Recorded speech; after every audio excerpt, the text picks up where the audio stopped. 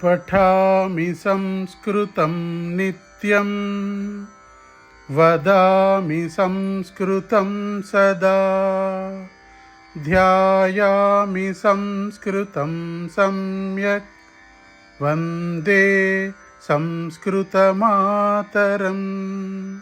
वन्दे संस्कृतमातरं वन्दे संस्कृतमातरम्।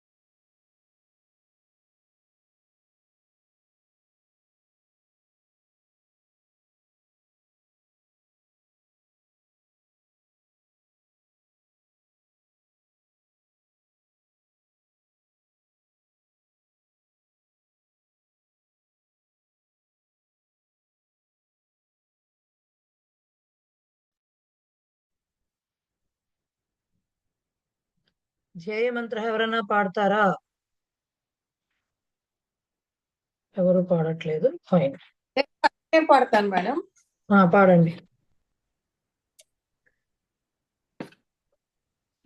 పఠామి సంస్కృతం నిత్యం వదామి సంస్కృతం సదా ధ్యాయామి సంస్కృతం సమ్యక్ వందే సంస్కృతమాతరం సంస్కృతస్య ప్రసారాయ నైజం సర్వం దదామ్యహం సంస్కృతస్య సదా భక్తో వందే సంస్కృతమాతరం సంస్కృతస్య కృతే జీవన్ సంస్కృతస్య కృతే యజన్ ఆత్మానమాహుతం మన్యే వందే సంస్కృతమాతరం.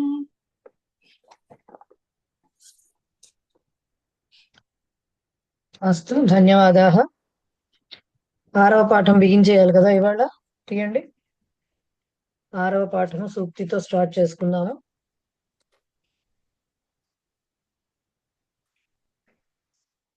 చిత్తే వాచి క్రియాయాం చ మహతామేకరూపత. చిత్తే వాచి క్రియాయాం చ మహతాం ఏకరూపత అంటే ఏమిటి అర్థము? మహతాం ఏకరూపత, అక్కడ స్ప్లిట్ పదవిభాగము. మహతాం ఏకరూపత. మహతాం అంటే గొప్పవారికి, చిత్తే అంటే మనస్సు యందును, వాచి అంటే మాటలోను, క్రియాయాం అంటే పనిలోను, ఏకరూపత అంటే ఒకే రూపం ఉంటుంది. అంటే వాళ్ళు ఆలోచించేది, చెప్పేది, చేసేది మూడు కూడా ఒకటే ఉంటాయి, డిఫరెంట్ గా ఉండవు అనేది దాని యొక్క అర్థము. ఓకే, ఇకపోతే నమస్తే మహోదయ, ఇది ఎగ్జామ్ లో ఎలా ఇస్తారండి సూక్తులు? సూక్తి ఇస్తారు, దాని మీనింగ్ రాయమని అడుగుతారు. సూక్తి వాళ్ళు ఇచ్చేస్తారా? అంతే. అస్తు మహోదయ, ధన్యవాదాలు. ఇవాళ మనము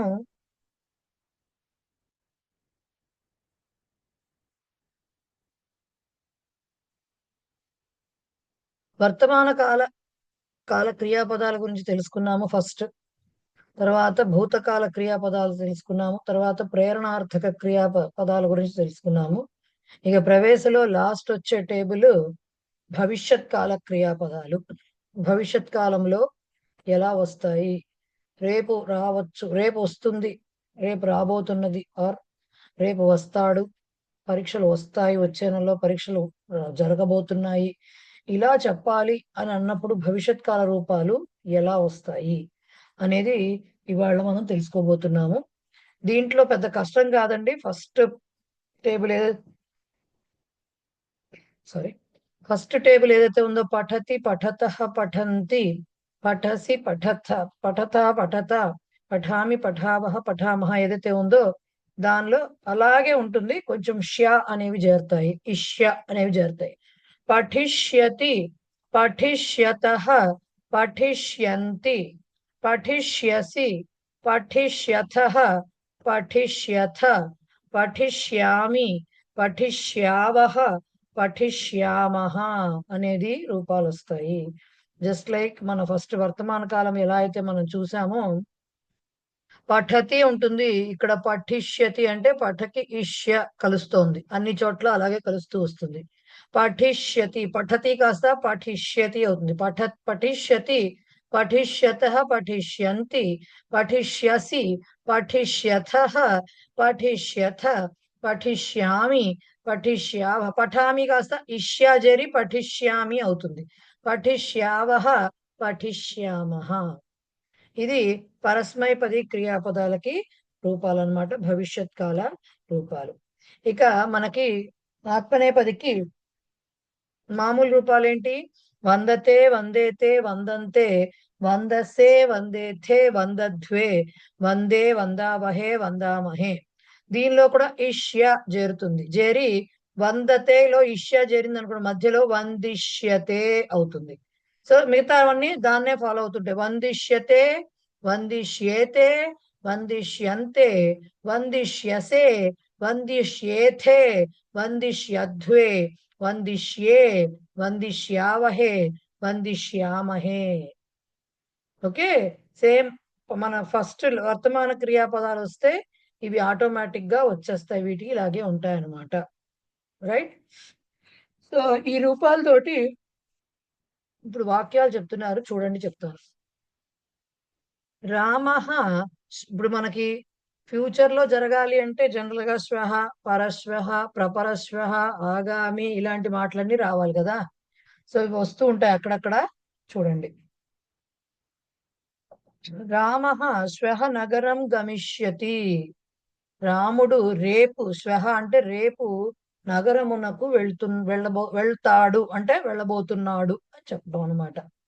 మాతులః శ్వః ఆగమిష్యతి. మాతులః అంటే మేనమామ, అంటే మెటర్నల్ అంకుల్.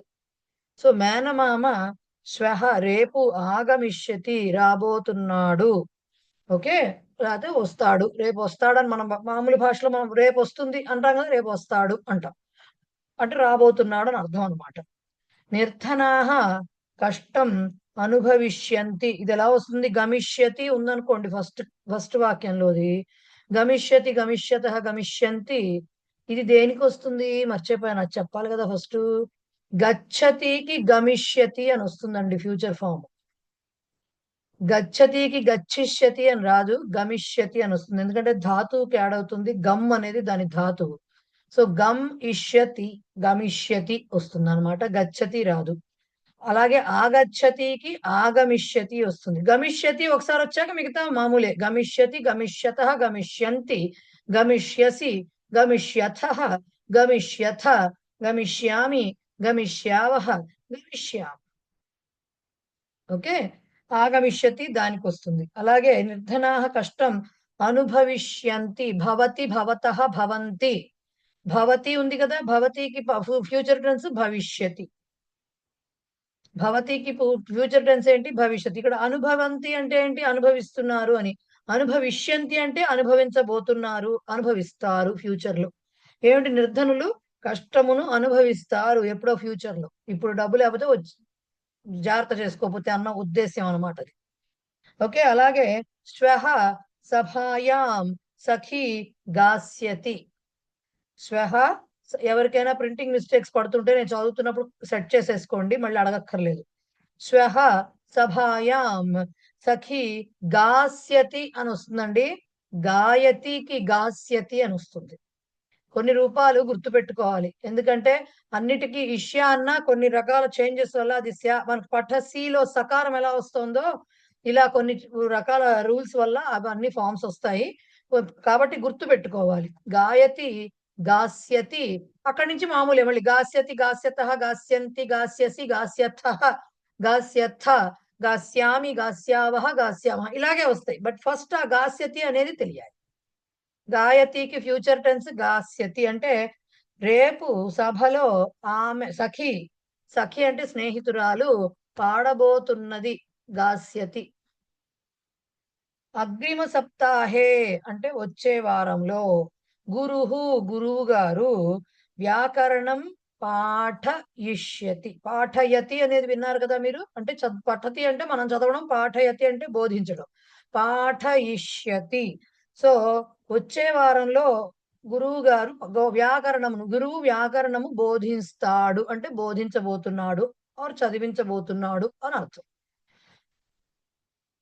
పాఠయతికి పాఠయిష్యతి అని వస్తుంది ఫ్యూచర్ టెన్స్. తౌ శ్వః రాజధానీం గమిష్యతః. తౌ ఇక్కడ ద్వివచన వాక్యం ఇచ్చారండి, చూసుకోవాలి. సహ తౌ తే కదా, అతను, వారిద్దరు, వారందరూ. సో తౌ వారిద్దరు శ్వః రేపు రాజధానీం రాజధానికి గమిష్యతః వెళ్ళబోతున్నారు. ఇందాక గమిష్యతి వచ్చింది ఫస్ట్ వాక్యంలో, ప్రథమ పురుష ఏకవచనం. గమిష్యతి గమిష్యతః ద్వివచన క్రియాపదం. రైట్. నెక్స్ట్ దుష్టాన్ దేవః దండయిష్యతి. దండయతి అంటే దండిస్తున్నాడు అని అర్థం. దండయిష్యతి దండిస్తాడు అంటే దండించబోతున్నాడు. దుష్టులను దుష్టాన్ ద్వితీయ విభక్తి. ఇప్పుడు ద్వితీయ విభక్తి వచ్చింది కదా. దుష్టః మామూలు ప్రథమ విభక్తి అయితే దుష్టః దుష్టౌ దుష్టాః దుష్టం దుష్టౌ దుష్టాన్ ద్వితీయ బహువచనం వస్తుంది పుంలింగ శబ్దం కాబట్టి. సో దుష్టాన్ దుష్టులను, దేవః దేవుడు, దండయిష్యతి దండించబోతున్నాడు దండిస్తాడు. శ్వః ప్రాతః సహ ధనం దాస్యతి. దదాతి అనే వెర్బ్ ఇంకా మీకు సరిగ్గా చెప్పలేదు. యచ్చతి చెప్పారు కదా. యచ్చతి యచ్చతి అంటే ఇవ్వడం. దాస్యతి దానికి ఫ్యూచర్ టెన్స్ వస్తుంది. యచ్చతి అంటే దానే అనేది వస్తుంది అన్నమాట. యచ్చతి అంటే దాన క్రియకి సంబంధించింది కాబట్టి దాస్యతి అని ఫ్యూచర్ టెన్స్ వస్తుంది. శ్వః ప్రాతః రేపు పొద్దున్న ఆర్ రేపు ఉదయము అతడు ధనమును ఇస్తాడు, రేపు ఇస్తాడు. దాస్యతి. ఓకే, ఇలాగే ఇవ్వబోతున్నాడు ఎనీథింగ్. తే దాస్యతి వచ్చిందంటే గాస్యతి లాగానే మళ్ళీ దాస్యతి దాస్యతః దాస్యంతి దాస్యసి దాస్యథః దాస్యథ దాస్యామి దాస్యావః దాస్యామః అలాగే వస్తుంది. తే పరశ్వః స్పర్ధిష్యంతే. ఇది ఆత్మనేపది. తే వారు పరశ్వః ఎల్లుండి స్పర్ధిష్యంతే. స్పర్ధతే వెర్బ్ ఉంది కదా మీకు. స్పర్ధతేకి స్పర్ధిష్యంతే. తే కాబట్టి స్పర్ధతే స్పర్ధంతే. స్పర్ధిష్యతే స్పర్ధిష్యంతే బహువచనంలో ఇచ్చారు.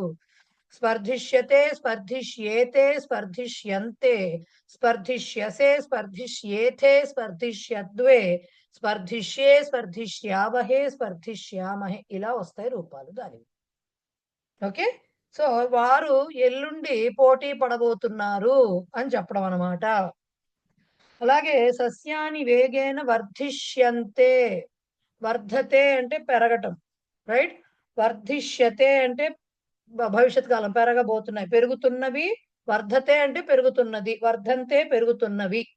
వర్ధిష్యతే పెరగబోతున్నది, వర్ధిష్యంతే పెరగబోతున్నవి అంటే బహువచనం.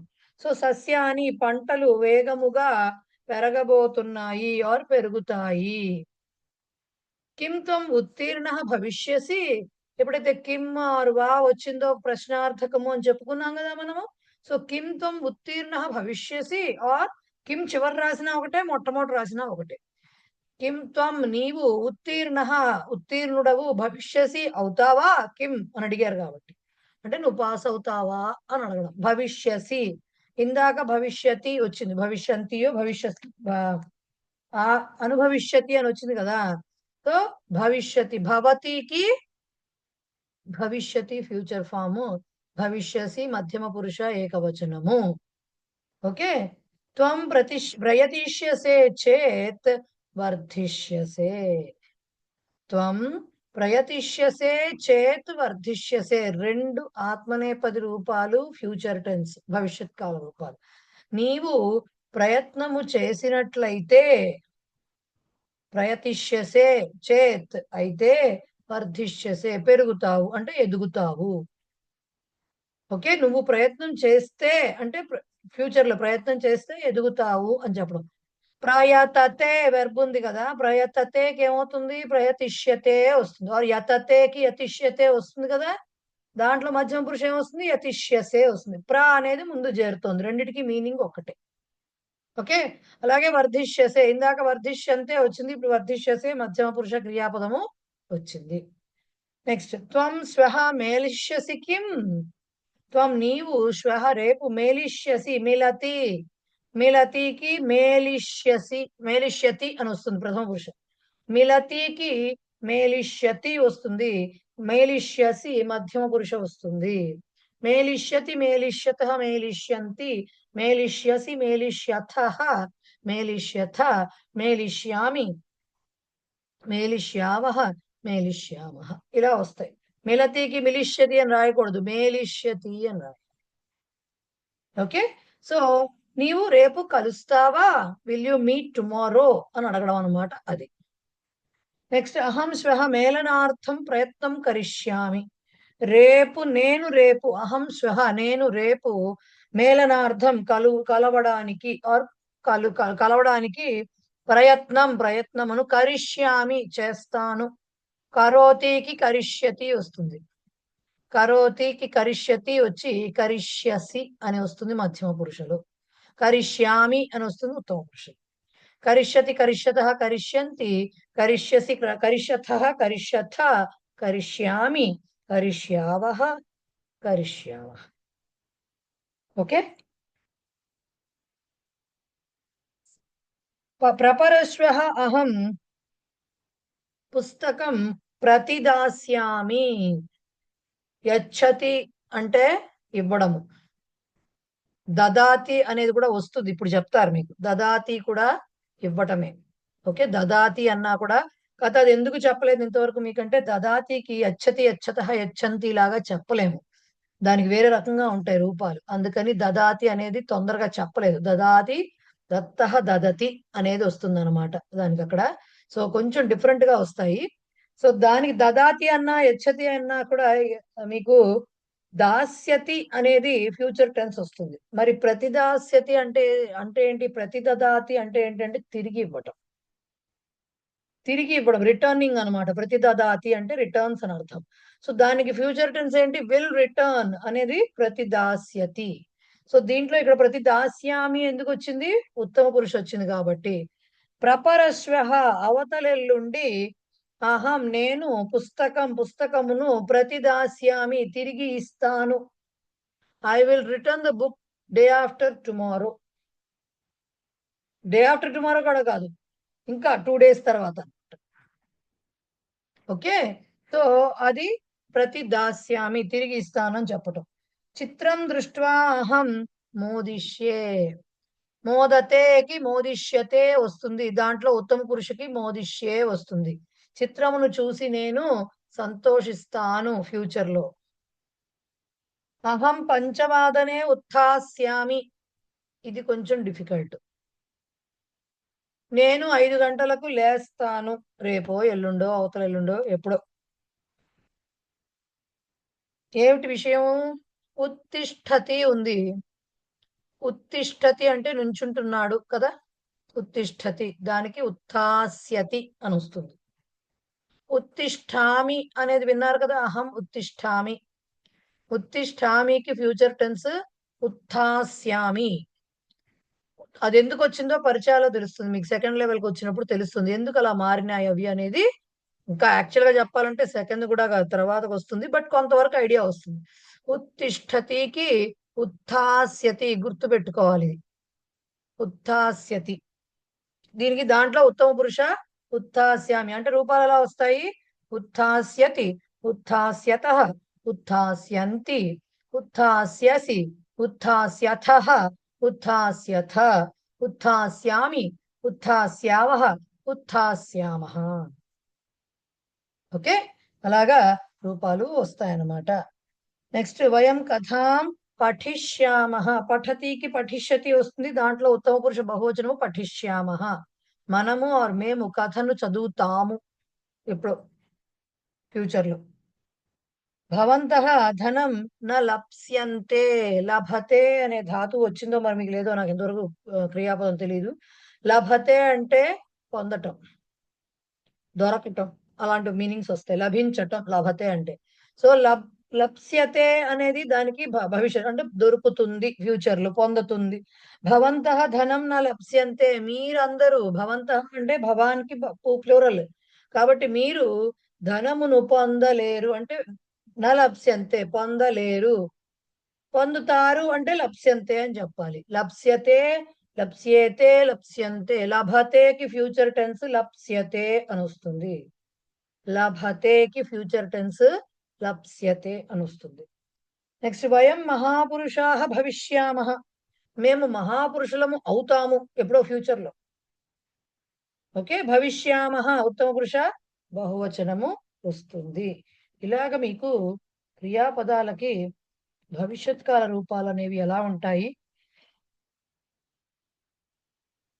ఆత్మనేపదిలోను పరస్మైపదిలోను చెప్పారు. అయితే ఇప్పుడు కొన్నిటికి కొంత మీకు అంటే కొన్ని క్రియాపదాలు ఉంటాయి. ఇప్పుడు లైక్ మనకి గాయతికి గాస్యతి వచ్చింది, కొత్తగా విన్నాం మనం ఇప్పుడు ఇది. గాయతికి గాస్యతి, యచ్చతి और దదాతికి దాస్యతి, అలాగే లభతేకి లప్స్యతే. ఇంకోటి ఏమొచ్చింది, ఉత్తిష్ఠతికి ఉత్థాస్యతి. ఇలాంటివి కొన్ని ఉన్నాయి, కొత్త కొత్తగా ఉన్నాయి అవి కొంచెం. సో అవి గుర్తు పెట్టుకోవాలి. అందుకనే ఆ లిస్ట్ కూడా ఒకటి ఇక్కడ ఇచ్చారు. మామూలుగా ఇష్యా కలుస్తుంటుంది ఊరికేనే. క్రీడతి క్రీడిష్యతి, గచ్చతి గమిష్యతి, భవతి భవిష్యతి, లిఖతి లేఖిష్యతి అని వస్తుంది. లిఖతి గుర్తుపెట్టుకోండి, లిఖతికి లేఖిష్యతి, మిలతికి మేలిష్యతి అని వస్తాయి. అలాగే కరోతికి కరిష్యతి, భాషతేకి భాషిష్యతే, వర్ధతే వర్ధిష్యతే, మోదతే మోదిష్యతే, స్పర్ధతే స్పర్ధిష్యతే, యతతే యతిష్యతే. ఇవి బానే ఉన్నాయి. అవి కాకుండా ఉన్నటువంటి కొత్త క్రియాపదాలు కొంచెం అంటే కొద్దిగా డిఫరెంట్ గా ఉన్నాయి. ఇకారము లేని రూపాలు అన్నారు. అంటే కొన్నిటికి ఇప్పుడు మన ఇష్య కనపడుతుంది కదా, ఆ ఈ లేకుండా ఉండేవి కూడా ఉంటాయని లిస్ట్ అవుట్ చేశారు. చూడండి, పిబతి, పిబతి మీకు తెలుసు వెర్బ్, దానికి పాస్యతి అని వస్తుంది. పాస్యతి వచ్చిన తర్వాత మళ్ళీ పరస్మైపది లాగానే వచ్చేస్తాయి రూపాలు. పాస్యతి, పాస్యతః, పాస్యంతి అలాగే వస్తాయి. బట్ పిబతికి పాస్యతి వస్తుంది. అలాగే నయతి వెర్బ్ ఉంది మీకు, అది నేష్యతి అని వస్తుంది. దానికి నేష్యతి, నయిష్యతి ఇలా రాయకూడదు, నేష్యతి అని రాయాలి. ఉపవిశతి ఉంది, ఇందాక ఉత్తిష్ఠతికి ఉత్థాస్యతి అని చెప్పాను. ఇప్పుడు ఇక్కడ ఉపవిశతికి ఉంది, ఉపవేక్ష్యతి అని చెప్పాలి అక్కడ. ఇవి కొత్తగా ఉండేవి కాబట్టి ఇవి గుర్తు పెట్టుకోవాలి. ఉపవేక్ష్యతి. అలాగే ఉత్తిష్ఠతికి ఉత్థాస్యతి చెప్పుకున్నాం ఇందాక. పృచ్ఛతి ఉంది, ప్రశ్నం పృచ్ఛతి అని చదువుకున్నాం మనం. పృచ్ఛతికి ప్రక్ష్యతి అని చదవాలి.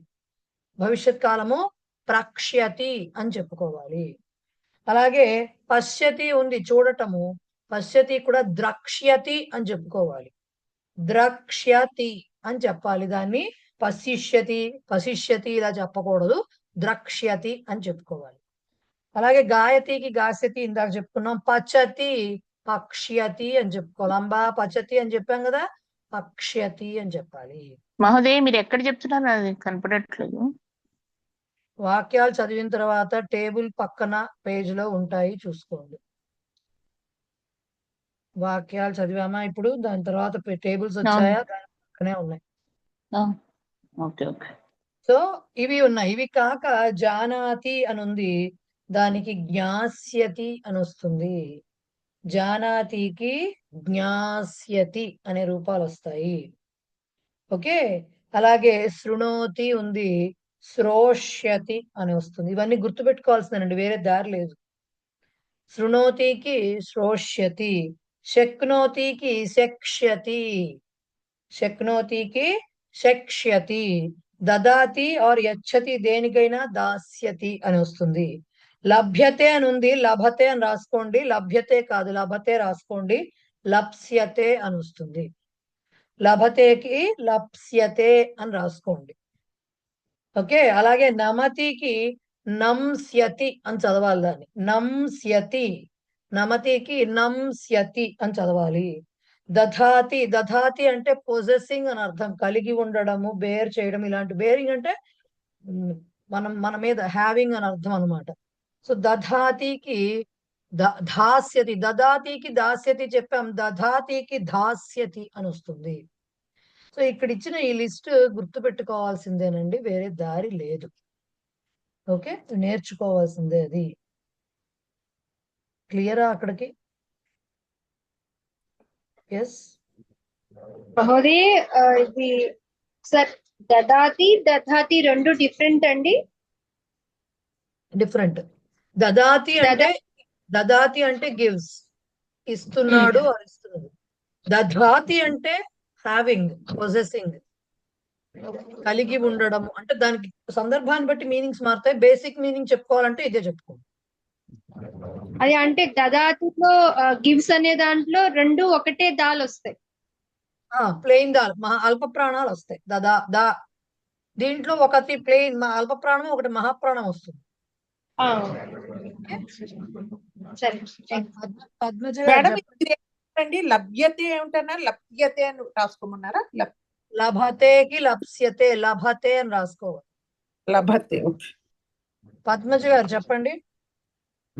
అదే ఇది 15ది ప్రపస్వః అహం పుస్తకం ప్రతిదాస్యామి అన్నారు కదా, అక్కడ దానికి క్రియాపదం ఏమొస్తుంది? ప్రతిదాస్యామి అంటే ప్రతిదదాతి అనేది క్రియాపదం వస్తుంది దానికి. దదాతి. అచ్చా, ప్రతిదదాతి. దదాతి అంటే ఇవ్వడం, ప్రతిదదాతి అంటే తిరిగి ఇవ్వటం. అది అర్థమైంది. నెక్స్ట్ ఇది కూడా చెప్పరా? చిత్రం దృశ్వం అహం మోదిష్యే అన్నారు. అవును, మోదతేకి మోదిష్యే ఉత్తమ పురుష క్రియాపదం. ఓకే ఓకే, అస్తు మహోదయ, ధన్యవాదాలు. సుభద్ర గారు చెప్పండి. నమస్తే మేడం. Page number 116 13వది. త్వం శ్వః మేలిష్యసి కిం అని ఉంది కదా, దాన్ని త్వం శ్వః మేలిష్యసి వా అని కూడా అడగచ్చా? రెండింటికి ఒకటే అర్థం వస్తుందా? ఎస్, వస్తుంది. రెండిటికి ఒకటే అర్థం వస్తుంది. అంటే మరి కిమ్ము ఎప్పుడెప్పుడు వాడాలి, వా అనేది ఎప్పుడెప్పుడు వాడాలి? ఏమైనా ప్రత్యేకమైన సందర్భాలు అక్కర్లేదు. ఇప్పుడు చెప్పినంత వరకు అయితే కిమ్ అన్నా వా అన్నా సరే ప్రశ్నార్థకంగా వాడినప్పుడు రెండిట్లో ఏదో ఒకటి వాడచ్చు అనేదే మనకు చెప్పారు ఇంతవరకు. సో దానికే ఫిక్స్ అవ్వం. అయితే కిమ్ము బదులు వా కూడా పెట్టుకోవచ్చు. త్వం మేలిష్యసి కిం, త్వం మేలిష్యసి వా రెండు ఒకటే. కిం త్వం మేలిష్యసి కూడా ఒకటే. కిమ్ అనేది ముందర వెనకాల ఎక్కడైనా రాయొచ్చు, వా యూజువల్ గా వెనకాలే రాస్తారు. ఓకే ఓకే, వా మాత్రం చివరిలోనే ఉంటుంది, కిమ్ మాత్రం మారుతుంది పొజిషన్. ఎక్కడైనా ఉండొచ్చు. ఈ కిమ్ వేరు, మీరు మామూలుగా చదువుకునే కిమ్ కే కానీలో కిమ్మే, కానీ ఇది కొంచెం వేరే రకమైన కిమ్. క్వశ్చన్ కి వేరే రకంగా, అంటే దీన్ని జనరలైజ్డ్ గా వాడేది కిమ్ ఇది. ఓకే, ధన్యవాదాలు. కృష్ణఫణి చెప్పండి. ఉపవిశతి అంటే మీనింగ్ ఏమొస్తుందండి? మీరు చెప్పారు కదా. సిట్స్, కూర్చుంటున్నాడు ఆర్ కూర్చుంటున్నది. ఓకే, ధన్యవాదాలు. రైట్. నేను నెక్స్ట్ గ్రామర్ పార్ట్ కి వెళ్లే ముందర కొంచెం బ్రేక్ కావాలి దీని నుంచి మీకు, కాబట్టి కాస్త ప్రహేళిక అవి చెప్పుకుని మళ్ళీ గ్రామర్ పార్ట్ కి వస్తాం. ఎందుకంటే నెక్స్ట్ గ్రామర్ నెక్స్ట్ అంటాన్ని ఏమంటారండి? పశ్చాత్, అనంతరం, అస్తు. పరం అంటే నెక్స్ట్ అనే మాట ఎక్కడ వాడుతున్నాము అనేది చెప్పేదానికి అన్నమాట. అగ్రే, ఇప్పుడు తర్వాత నెక్స్ట్ చూద్దామంటే అగ్రే గచ్చామహ అంటాం ఇక్కడ. బట్ దాని తర్వాత ఇది చేస్తాం అనేటప్పుడు పశ్చాత్ ఆర్ అనంతరం అని వాడతాం. ఆ నెక్స్ట్ అనేది ఏ కాంటెక్స్ట్ లో వాడుతున్నారో దాని మీద డిపెండ్ అయ్యి చాలా మాటలు వస్తాయి. ఎప్పుడు సంస్కృతంలో అంటే ఇప్పుడు ఫస్ట్ వాళ్ళు ఇప్పుడు ప్రాక్టీస్ చేసుకున్నాం అనుకోండి, ఇప్పుడు ఫస్ట్ వాళ్ళు చెప్పాక నెక్స్ట్ వాళ్ళు చెప్పటానికి అనంతరం వదతు అని చెప్పాలా?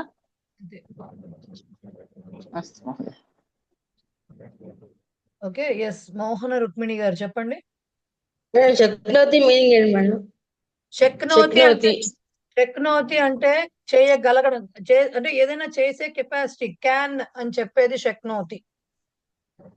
ధన్యవాదాలు. సో నెక్స్ట్ గ్రామర్ చెప్పుకోవడానికి తృతీయ విభక్తి నియమాలు చెప్పాలి, దాని రూపాలు చెప్పాలి, అవ్యయాల గురించి చెప్పాలి, వాక్యాలు చెప్పాలి. ఇవన్నీ ఉన్నాయి కాబట్టి కొన్ని జంట పదాలు చెప్పుకోవాలి. కాబట్టి వాటిల్లోకి వెళ్లే ముందు మనము కాస్త లైట్ గా ప్రహేళికను అలాంటివి చెప్పేసుకుని మళ్ళీ గ్రామర్కి వస్తాం. రైట్, చూడండి ప్రహేళిక.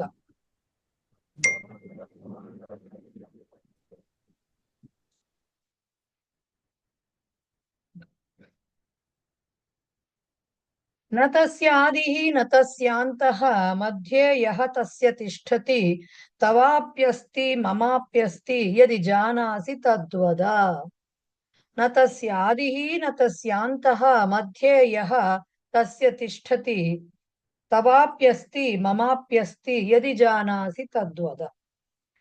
దీనికి పదవిభాగం ఎలా ఉంటుందంటే న తస్య ఆదిహి న తస్య అంతః మధ్యే యః తస్య తిష్టతి అదంతే. తవ అపి అస్తి తవ అపి అస్తి మమ అపి అస్తి. తవాప్యస్తి మమాప్యస్తిలో తవ అపి అస్తి మమ అపి అస్తి యది జానాసి తత్ వద. తత్ వద ఏం చెప్తున్నారు? నా తస్య ఆదిహి, తస్య అంటే దానికి, నా ఆదిహి ఆది లేదు అంటే మొదలు లేదు. నా తస్య అంతః అంటే దానికి మొదలు లేదు. మధ్యే యః తస్య తిష్టతి దానికి మధ్యలో యః ఎవడుంటాడో, యః తిష్టతి అంటే ఎవడు ఉంటాడో. తవ అపి అస్తి నీకు కూడా ఉంది. మమ అపి అస్తి నాకు కూడా ఉంది. యది జానాసి నీకు తెలిసినట్లయితే తద్వద అదేమిటో చెప్పు. అర్థం పర్థం లేకుండా ఉంటుంది ఇలా చెప్తే. ఆది లేదు, అంతం లేదు, ఎవడో మధ్యలో ఉన్నాడు, నీకు ఉంది నాకు ఉంది, ఏంటో చెప్పు అంటే దానికి అర్థం తెలియదు. మరి దాన్ని ఎలా చెప్పుకోవాలి అంటే నా తస్య ఆదిహి అన్న చోట ఆది లేదు అని చెప్పుకోకూడదు. తస్య ఆదిహి దానికి మొదలు నా అంటే నకారము, నా అనే అక్షరం. సో దానికి మొదటి అక్షరం ఏమిట? నా అనే అక్షరము. నా తస్య అంతః దీనికి కూడా అంతే. తస్య అంతః నా చివరి అక్షరం కూడా నానే. మొదటి అక్షరము నా, చివరి అక్షరము కూడా నానే. మధ్యే యః తస్య తిష్టతి. తస్య అంటే ఇక్కడ అంతా దేనికి రెఫర్ అవుతోంది? ఆ పదానికి రెఫర్ అవుతోంది. దానికి మధ్యలో యః అంటే యకారం ఉందట, యా ఉందట, యా అనే అక్షరం ఉందట. సో ఇది నీకు ఉంది, నాకు ఉంది. ఫస్ట్ అక్షరం నా అయింది, చివరి అక్షరం నా అయింది, మధ్యలో అక్షరం యా అయింది. ఇప్పుడు ఏమైంది? అది నయన అంటే నయనం. మకారాన్ని అక్షరం కింద చెయ్యము, కన్సిడర్ చేయమన్నాం కదా. సో నయనం నీకు ఉంది, నాకు ఉంది. కన్ను మనకి అందరికీ ఉంటుంది కదా కన్ను అనేది.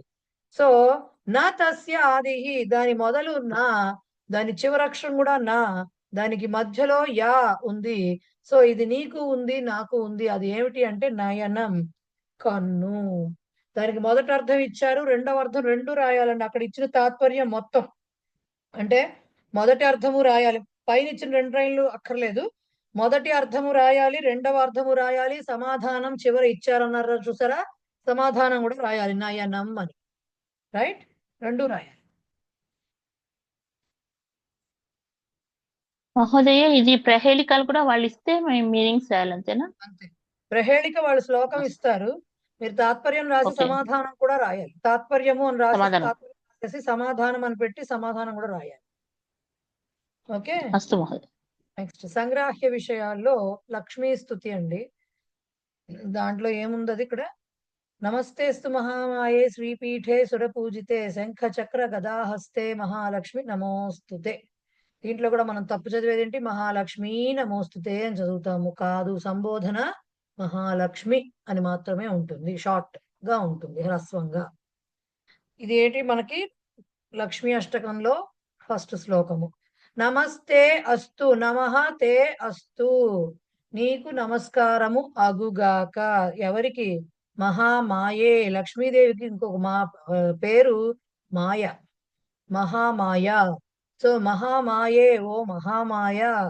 శ్రీపీఠే సురపూజితే, శ్రీపీఠం మీద కూర్చుని ఆవిడ శ్రీపీఠం మీద ఉండి సురపూజితే దేవతలందరి చేత కూడా, సురులు అంటే దేవతలు, వాళ్ళందరి చేత పూజింపబడుతున్నదానా.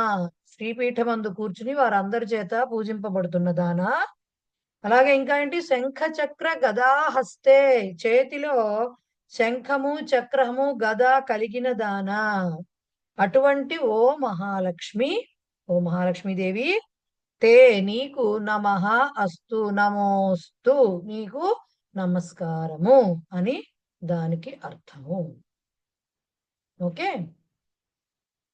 దాంట్లోనే లక్ష్మీ అష్టకంలోనే ఇంకొక శ్లోకము పద్మాసన స్థితే దేవి పరబ్రహ్మ స్వరూపిణి పరమేశి జగన్మాత ఆర్ జగన్మాతర్ మహాలక్ష్మి నమోస్తుతే. దీంట్లో కూడా దేవి అనే చదవాలి, రూపిణి అనే చదవాలి, పరమేశి అనే చదవాలి, మహాలక్ష్మి అనే చదవాలి. దీర్ఘాలు పెట్టరాదు. పద్మాసన స్థితే, పద్మము కమలంలో కూర్చుంటుంది కదండి లక్ష్మీదేవి. సో పద్మ ఆసనంలో ఉన్నటువంటి దేవి, ఓ దేవి పరబ్రహ్మ స్వరూపిణి అంటే మనందరికీ తెలిసిన విషయం. సేమ్ అదే, పరబ్రహ్మ స్వరూపిణి అయినటువంటి నీవు అంటే ఇంకా పరమేశి, పరమేశ్వరి అంటామే, దాన్నే పరమేశి అని కూడా చెప్తాం. పరమేశి అంటే కూడా పరమ ఈశి, ఈశు అంటే ఈశ్వరుడికి స్త్రీలింగము పరమేశి అని చెప్తాము. సో పరమేశి, ఓ పరమేశ్వరి, జగన్మాత, అక్కడ స్ప్లిట్ అది, జగన్మాత, ఓ ప్రపంచానికి అంతటికి తల్లివైన దానా, అలాంటి మహాలక్ష్మి, ఓ మహాలక్ష్మి, నమః అస్తు తే, నీకు నమః అంటే నమస్కారం అగుగాక అంటే నీకు నమస్కారము అని చెప్పటం. రైట్, అర్థమైందా? ఎస్ మహోదయ దీనికి కూడా మీనింగ్ రాయటమేనా? అంతేనండి. శ్లోకాలు శ్లోకాలు ఏవైతే వచ్చాయో మీకు ప్రహేళికలు, సంగ్రాహ్య విషయాలు అండ్ సూక్తులు, వీటన్నిటికీ వాళ్ళు అవి ఇస్తారు. మీరు దాని తాలూకు తాత్పర్యం రాయాలి. సూక్తులు జనరల్ గా 1 మార్క్ ఉంటాయి, ఒక్కొక్కసారి 1.5 మార్క్ ఇస్తారు, 2.5 రాయాల్సి వస్తుంది. ఇవన్నీ 2 మార్క్స్ వస్తాయి. సుభాషితాలు కానీ, మన సంగ్రాహ్య విషయాలు కానీ, లేకపోతే దాన్ని ఏమంటారు ప్రహేళికలు కానీ, ఇవన్నీ 2 మార్క్స్ వస్తాయి. ఓకే, సుభాషితం కూడా చెప్పేస్తాను చూడండి, తర్వాత గ్రామర్ లోకి వెళ్దాం ఏకంగాను. సుభాషితం లాస్ట్ లో ఉంది. ఛాయామన్యస్య కుర్వంతి తిష్టంతి స్వయమాతపే ఫలాన్యపి పరార్థాయ వృక్షాః సత్పురుషాః ఇవ. సత్పురుషా ఇవ. ఛాయాం అన్యస్య కుర్వంతి తిష్టంతి స్వయం ఆతపే ఫలాని అపి, అక్కడ స్ప్లిట్ అది, ఫలాని అపి పరార్థాయ వృక్షాః సత్పురుషాః ఇవ. వృక్షాః చెట్లు, సత్పురుషాః ఇవ సత్పురుషుల వలె అంటే మంచివారి వలె ఏం చేస్తాయట, ఛాయాం నీడను, అన్యస్య కుర్వంతి వేరొకరికి నీడనిస్తూ ఉంటాయిట. నీడను వేరొకరికే నీడనిస్తూ ఉంటాయి. ఎట్లా నీడనిస్తాయి?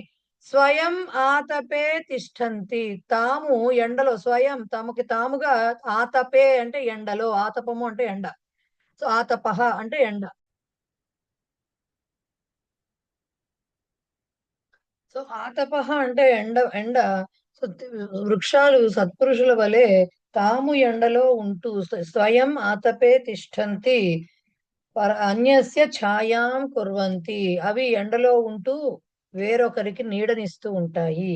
అలాగే ఫలాని అపి పరార్థాయ, వాటికి కాసే పళ్ళు కూడా అవి తినవు కదా, వేరొకరి కోసమే కాస్తూ ఉంటాయి అని వృక్షాలను సత్పురుషులతో పోల్చారు. ఎలా పోల్చారు సత్పురుషులతో అంటే, సత్పురుషులు కూడా వాళ్ళు ఎన్ని కష్టాలు పడినా కూడా ఎదుటి వారికి సాయం చేద్దామనే ఆలోచిస్తూ ఉంటారట. అలాగే ఫలాని అంటే ఇక్కడ సత్పురుషుల విషయంలో పళ్ళు అంటే అర్థం ఏంటి, వాళ్ళ సంపాదించినటువంటి ధనమో ఇంకోటో కూడా వేరొకరి కోసమే ఖర్చు పెట్టడానికి ఇష్టపడుతూ ఉంటారట. సో అందుకని వృక్షాలని సత్పురుషులతోటి పోల్చారు. అర్థమైంది కదండి? ఇప్పుడు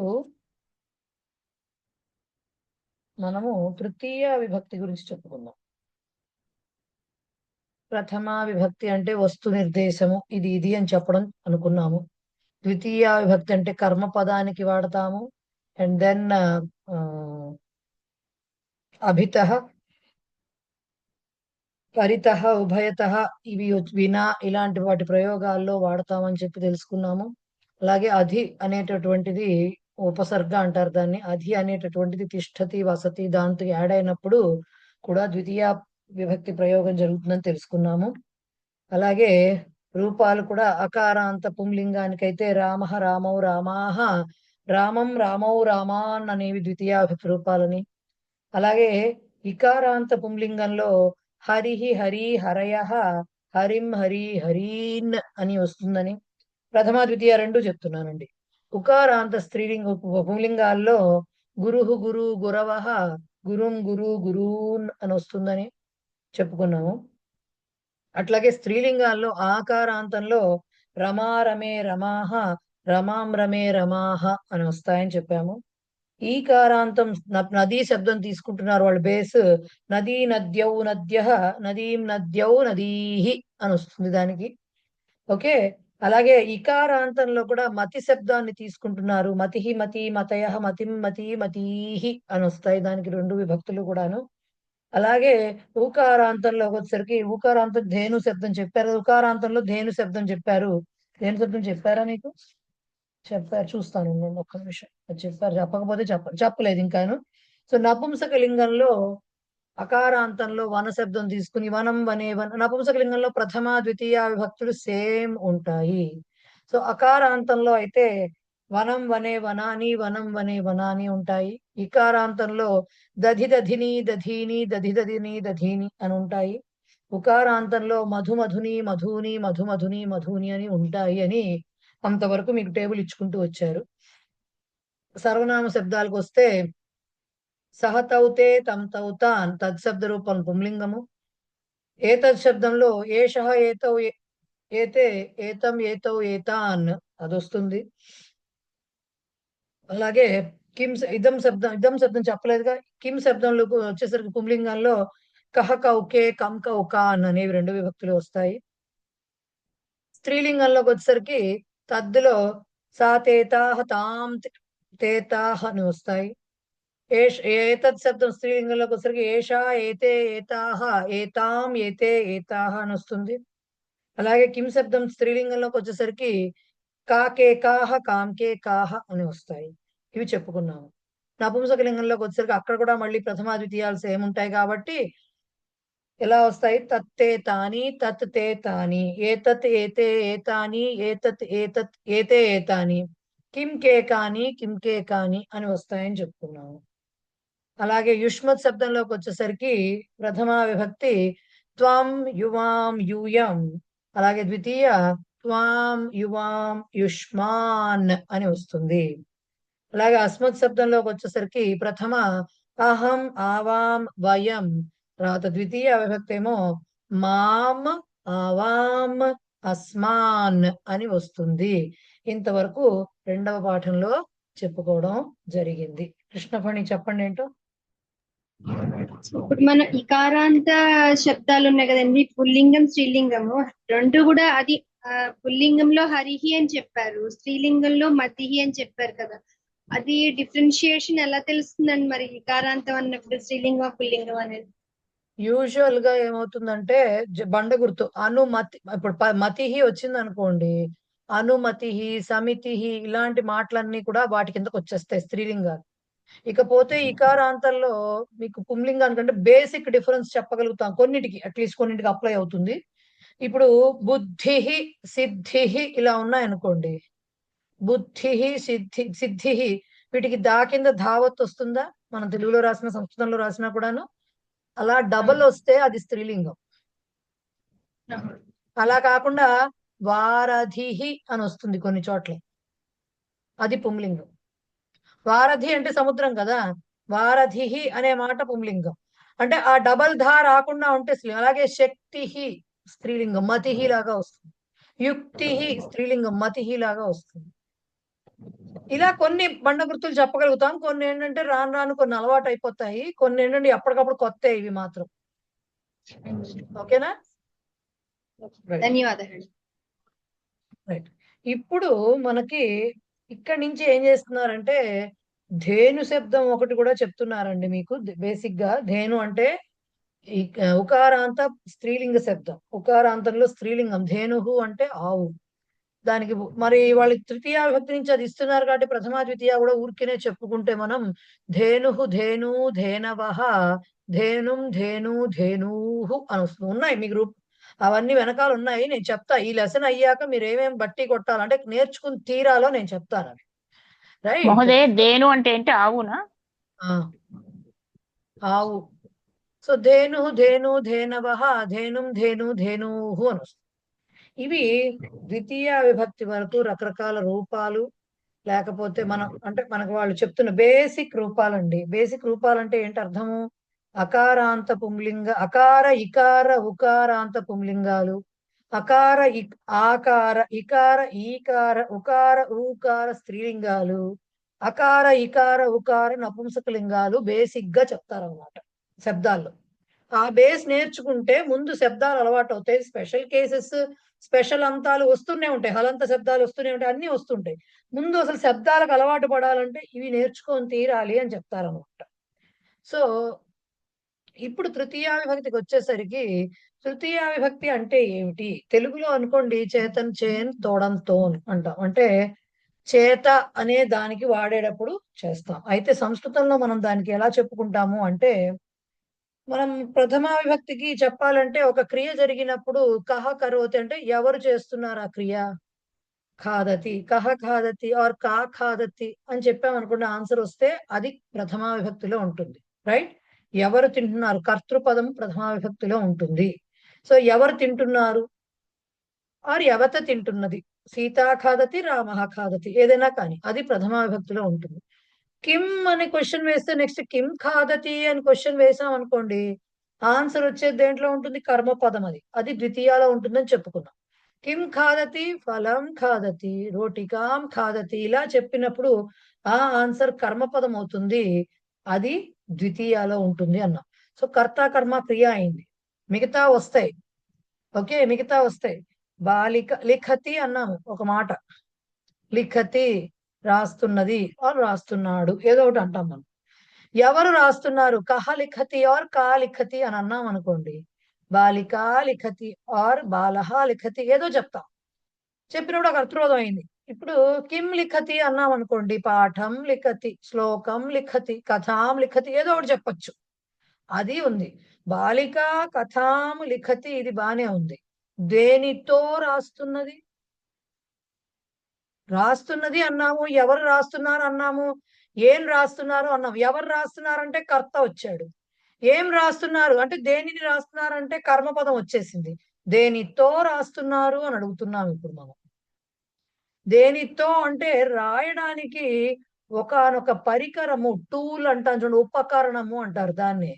అది ఏదో దేంతోనో, ఓ పెన్సిలో, పెన్నో, చాక్ పీసో, బలపమో, దేంతో దాంతో రాస్తాం కదండి. ఆ రాసేందుకు ఉపయోగిస్తున్నటువంటి టూల్ ఏదైతే ఉందో దాన్నే ఉపకరణము అంటారు. ఆ సాధనం అన్నమాట. అంటే దానిని తృతీయ విభక్తిలో చెప్పాల్సి వస్తుంది. ఇప్పుడు మనం అంటున్నామా దేనితో రాస్తున్నారు, తో అంటున్నామా అక్కడ? దేనితో అని అడుగుతున్నాం కదా, చెప్తున్నాం కదా, క్వశ్చన్ వేస్తున్నాం కదా. అప్పుడు ఏం చెప్తాం మనం? పెన్సిల్ తో రాస్తుంది. బాలిక కథను పెన్సిల్ తో రాస్తోంది ఆర్ పెన్నుతో రాస్తోంది ఆర్ చాక్ పీస్ తో రాస్తోంది అని చెప్తాము. రాయడానికి ఉపయోగిస్తున్నటువంటి ఉపకరణము, సాధనము, టూల్, పరికరము ఏదైతే ఉందో అది ఎలా వచ్చింది? సమాధానం ఎలా వస్తుంది? దేనితో అనేటటువంటి, అంటే ఆ పని దేని ద్వారా జరుగుతోంది, ఏది ఉపయోగించి జరుగుతోంది, దాన్నే దేనితో అంటాం. అంటే క్వశ్చన్ ఎలా వస్తుంది? ఇందాకేమో కిం లిఖతి అంటే కహ అంటేనేమో కర్తృపదం వచ్చింది, కహ ఆర్ కా ఏదైనా కానీ. కిం లిఖతి ఆర్ కం లిఖతి ఆర్ కాం లిఖతి అంటేనేమో కర్మపదం వచ్చింది. ఇప్పుడు కేన లిఖతి అని చెప్ప ఆర్ కయా లిఖతి, దేనితో. స్త్రీలింగం పుంలింగం వేరు మళ్ళీ అక్కడ కూడా. దేనితో రాస్తున్నారు అన్నప్పుడు ఆన్సర్ పెన్సిల్ తో అనో, పెన్నుతో అనో, చేత్తో అనో ఏదో ఒకటి వస్తుంది కదా ఆన్సర్. సో అది టూల్ అన్నమాట, రాయడానికి ఉపయోగపడుతున్నటువంటి సాధనము. ఆ సాధనానికి తృతీయ విభక్తి, అంటే ఆ సాధనం ఏ పదం ద్వారా అయితే మనం చెప్తూ ఉంటామో ఆ పదానికి తృతీయ విభక్తి రావాలి అనేది ఫస్ట్ నియమం తృతీయ విభక్తిలో. ఓకే, ఆ పదానికి తృతీయ విభక్తి రావాలి. సరే, ఇది ఒక ఒక ఒక కాంటెక్స్ట్, ఒక సందర్భంలో తృతీయ ఇలా వస్తుంది. రెండో సందర్భం ఏమిటి? రాముడు అడవికి వెళ్ళాడు. అడవికి వెళ్ళాడు, రాముడు వెళ్ళాడు. ఎవరితో వెళ్ళాడు? సీతతో వెళ్ళాడు. రైట్? అక్కడ తోనే, ఇది తోనే. కానీ సీత ఉపకరణం కాదు, మనిషి కదా. అక్కడ ఎవరితో వెళ్ళాడు అన్నప్పుడు చెప్తున్నాం, అది పని జరగడానికి ఉపకరణం కాదు, కూడి వెళ్ళడం వస్తుంది అనమాట. Rama went to the forest along with Sita కదా. సీతతో కూడి అరణ్యానికి వెళ్ళాడు. సో అలా మనుషులకు చెప్పాల్సి వచ్చినప్పుడు, వాళ్ళతో కలిసి వెళ్ళారు అలా చెప్పాల్సి వచ్చినప్పుడు తృతీయ విభక్తి చెబుతూ పక్కన సహ, సహ అంటే సాకి విసర్గలు కాదు, హ అనేది ఒకటి ఉంటుంది. సహ వాళ్ళతో కలిసి వెళ్ళారు అనే అర్థం వస్తుంది. అప్పుడు సహ అనే మాట ఒకటి ఉంది. సహ, సాకం, సార్ధం. ఓకే, ఇవి మూడిటికి అర్థం సార్ధం. సహ, సాకం, సార్ధం ఈ మూడిటి కూడా అర్థం ఏంటంటే తో కలసి ఆర్ కూడి అనే అర్థం వస్తుంది. కూడి, కలసి అనే అర్థం వస్తుంది. సో ఈ మాటలు ఎప్పుడైతే ఇందాక మొన్న మనం ద్వితీయ విభక్తిలో వినా లేకపోతే అభితః, పరితః, ఉభయతః వచ్చినప్పుడు ద్వితీయ వాడాలని చెప్పుకున్నాం కదా. ఇక్కడ కూడా సహ, సాకం, సార్ధం అనే మాటలు మూడిటికి ఒకటే అర్థం. సహ అన్నా ఒకటే, సాకం అన్నా ఒకటే, సార్ధం అన్నా ఒకటే. ఇవి జనరల్ గా మనుషులకు వాడతాం. ఇది గనక వాడుతున్నప్పుడు ఎవరితో కలిసి అని చెప్తున్నామో ఆ పదానికి తృతీయ విభక్తి రావాలి అనేది రెండవ నియమము. అది. మొదటిది టూల్ ఉపకరణానికి, రెండవది సహసాకం, సార్థం అనేటువంటి పదాలు ఉపయోగించినప్పుడు ఎవరితో అనే మాట వస్తుంది. జనరల్ గా సహసాకం, సార్థం అనేవి మనుషులకి ఉపయోగిస్తారు కాబట్టి ఆ తాలూకు పదానికి తృతీయ విభక్తి వాడాలి. మూడవది భావవాచక శబ్దాలు అని ఉంటాయి. భావవాచక శబ్దాలంటే ఫీలింగ్స్, వాటికి సంబంధించిన నౌన్స్, అదేంటిది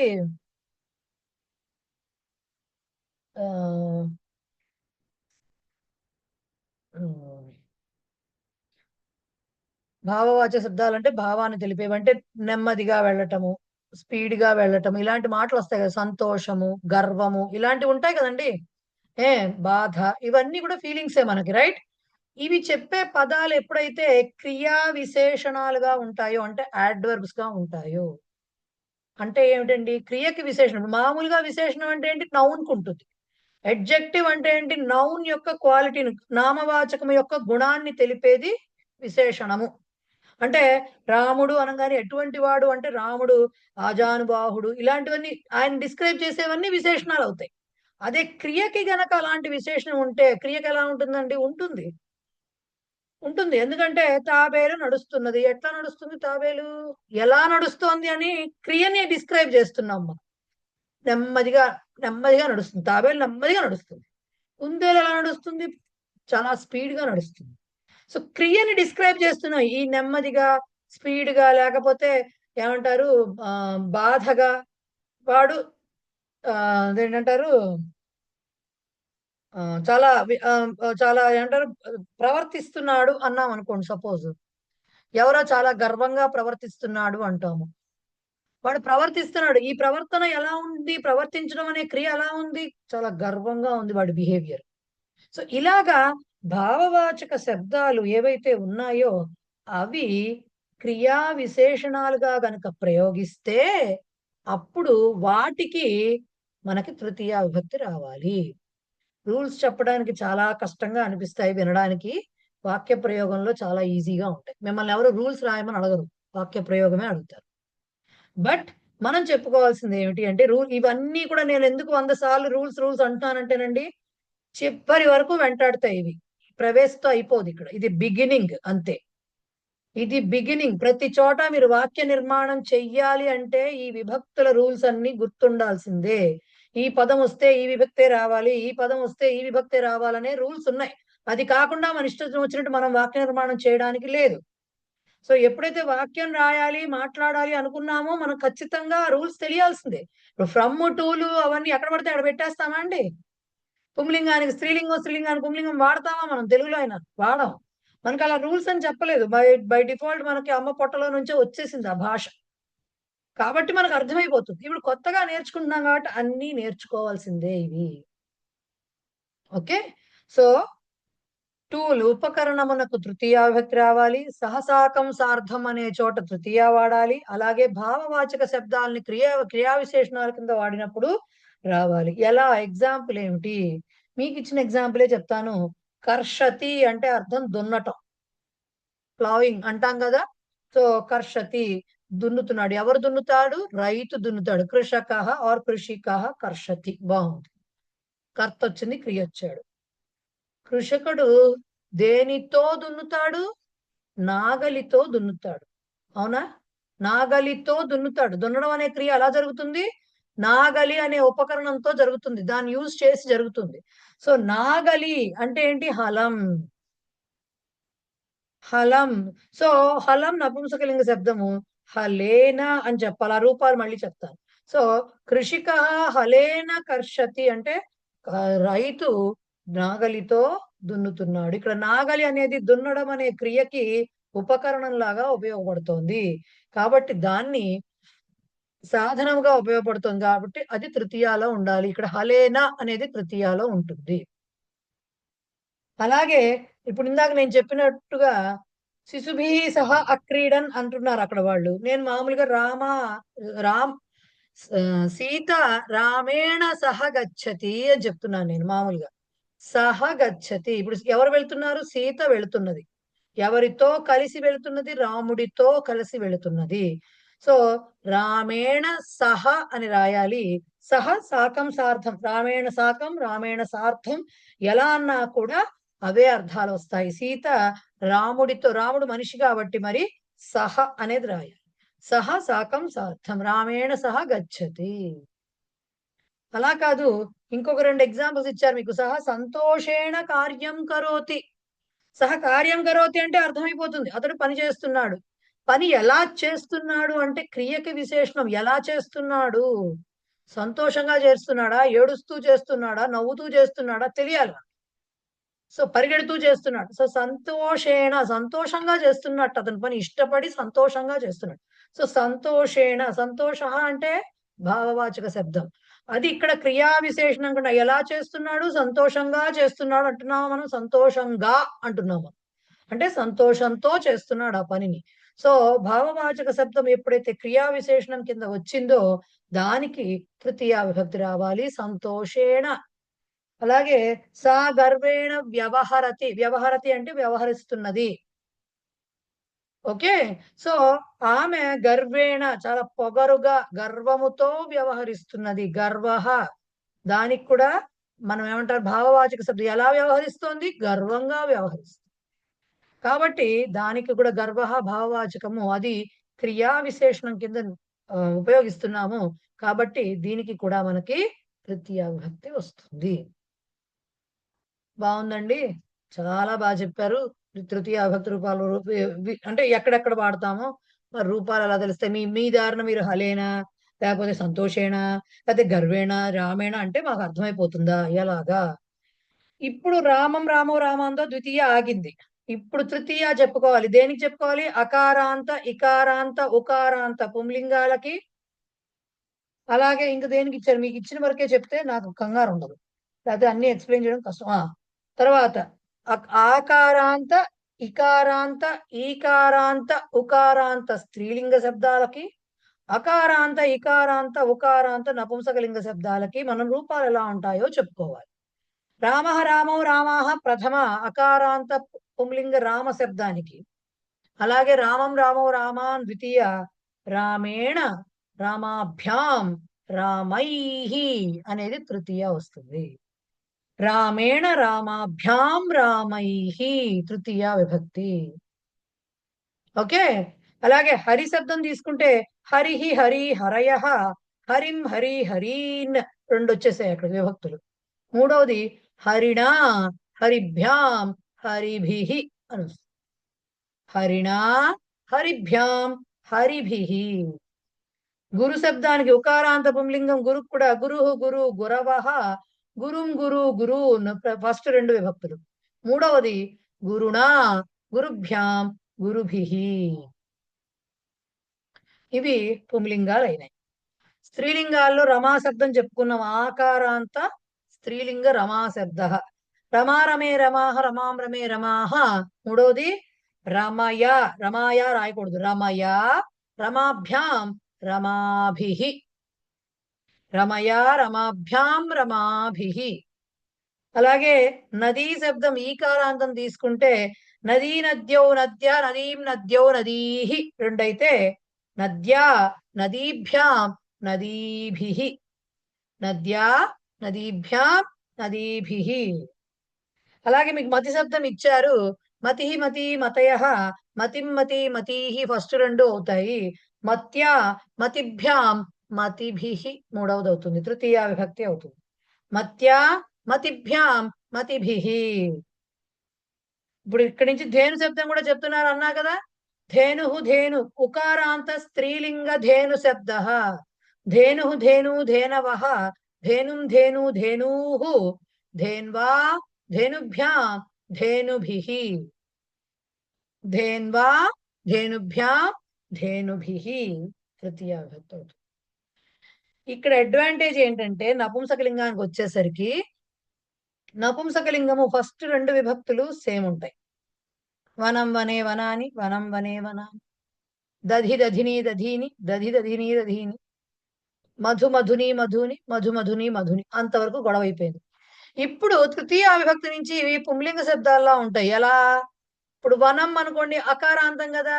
పుంలింగంలో అకారాంత శబ్దం ఏమిటి? రామ శబ్దం.